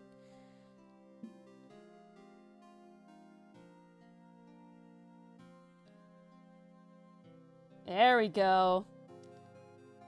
That's the look I want.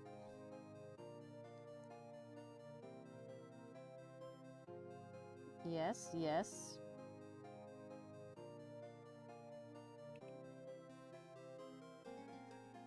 Beautiful.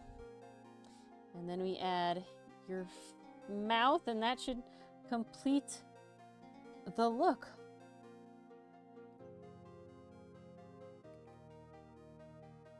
I will say, I do think he's coming along. I do think he looks like a Neil Illustrator character, which is not a bad thing, but I think it's really funny. And I will show a reference of what I'm talking about really quick, because I think it's really funny. How I'm literally like, yes, I'm using her method and for this character to inspire and to, to stylize. Oop, got your nose, Axus. Yep. Guys, you wanna know something cool? Wanna know something cool? You know how we were talking about doing that Ace Attorney React anime? We did the first one, and it's all cut up. Session. Yep, and it's cut. It went pretty well. And I cut it up, Mars. It's all stitched together.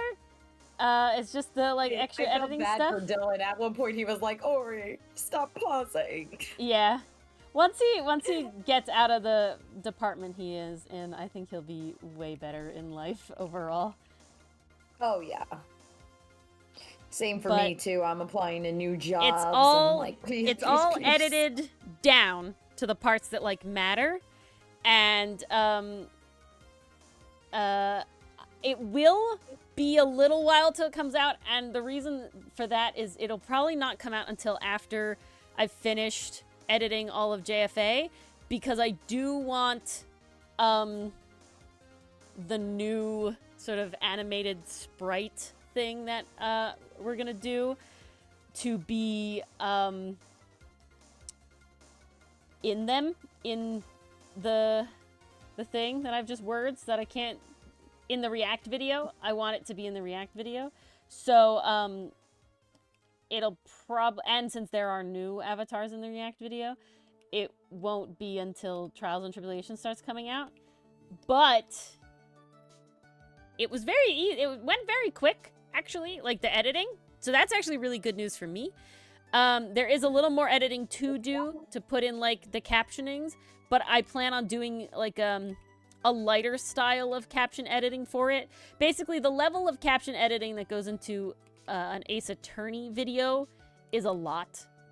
It's a lot.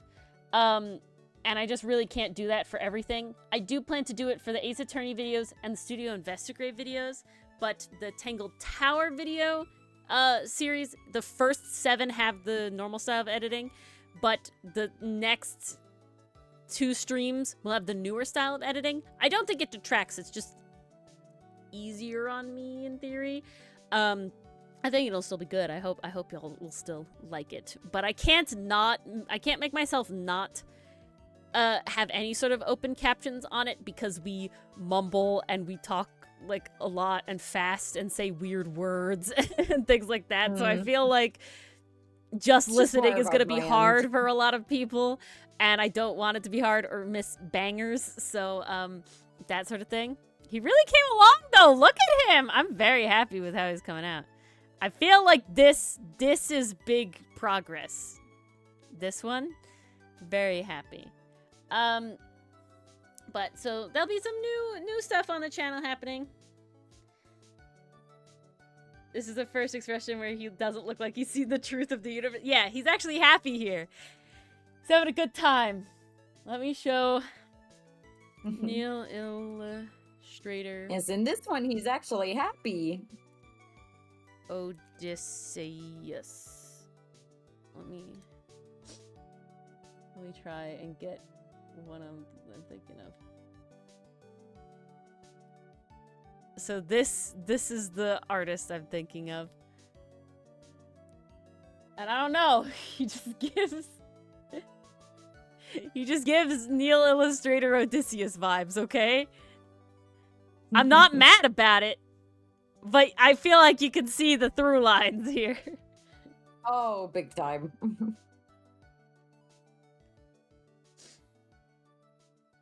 Happiness with Axus, more likely than you think. You know, at some point he was happy, maybe.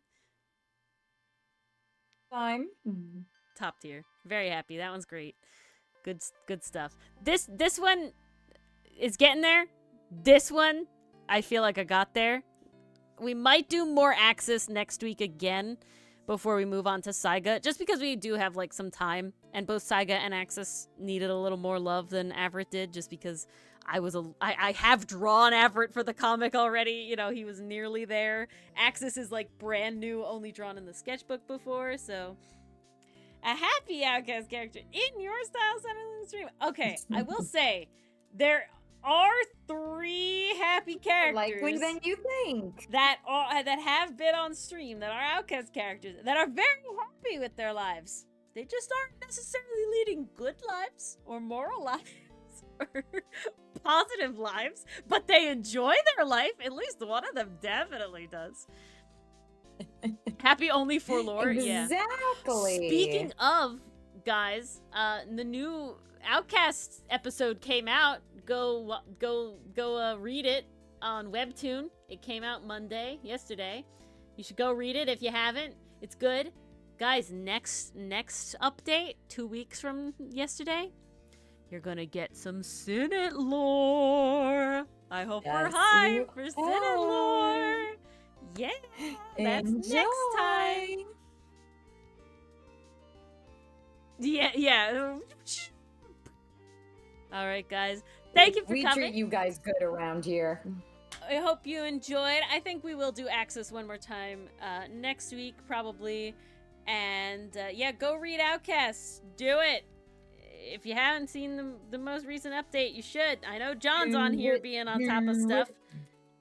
Because John commented. I can't see anybody else if you read it or not, but I know 5 people liked it and only 2 of them are me and Mars, so thank you for liking it. We did get a boost recently, a small little boost in subscribers. That was cool. We were at like 268 or something, and now we're at 270, so that's pretty neat. Really fun. So very cool. Thank you to anybody who that may have been. And yeah, have a lovely Wednesday. We'll see you all Thursday for more Cersei rigging. I think we're in the home stretch, guys. Fingers crossed that what's going to happen on stream on Thursday will just be done on stream on Thursday, and we won't have to do 2 streams about it. Fingers crossed. And then fingers crossed, same happens with the body movement. And then I'm pretty sure we're done. And then we get to just play around with me trying to figure out how to actually be a VTuber with it.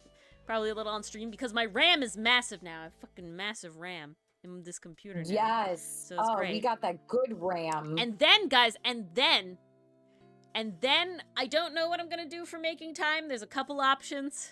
Fingy is one option, or doing the art for different Cersei videos is another option. We'll see. We'll probably do a little bit of both.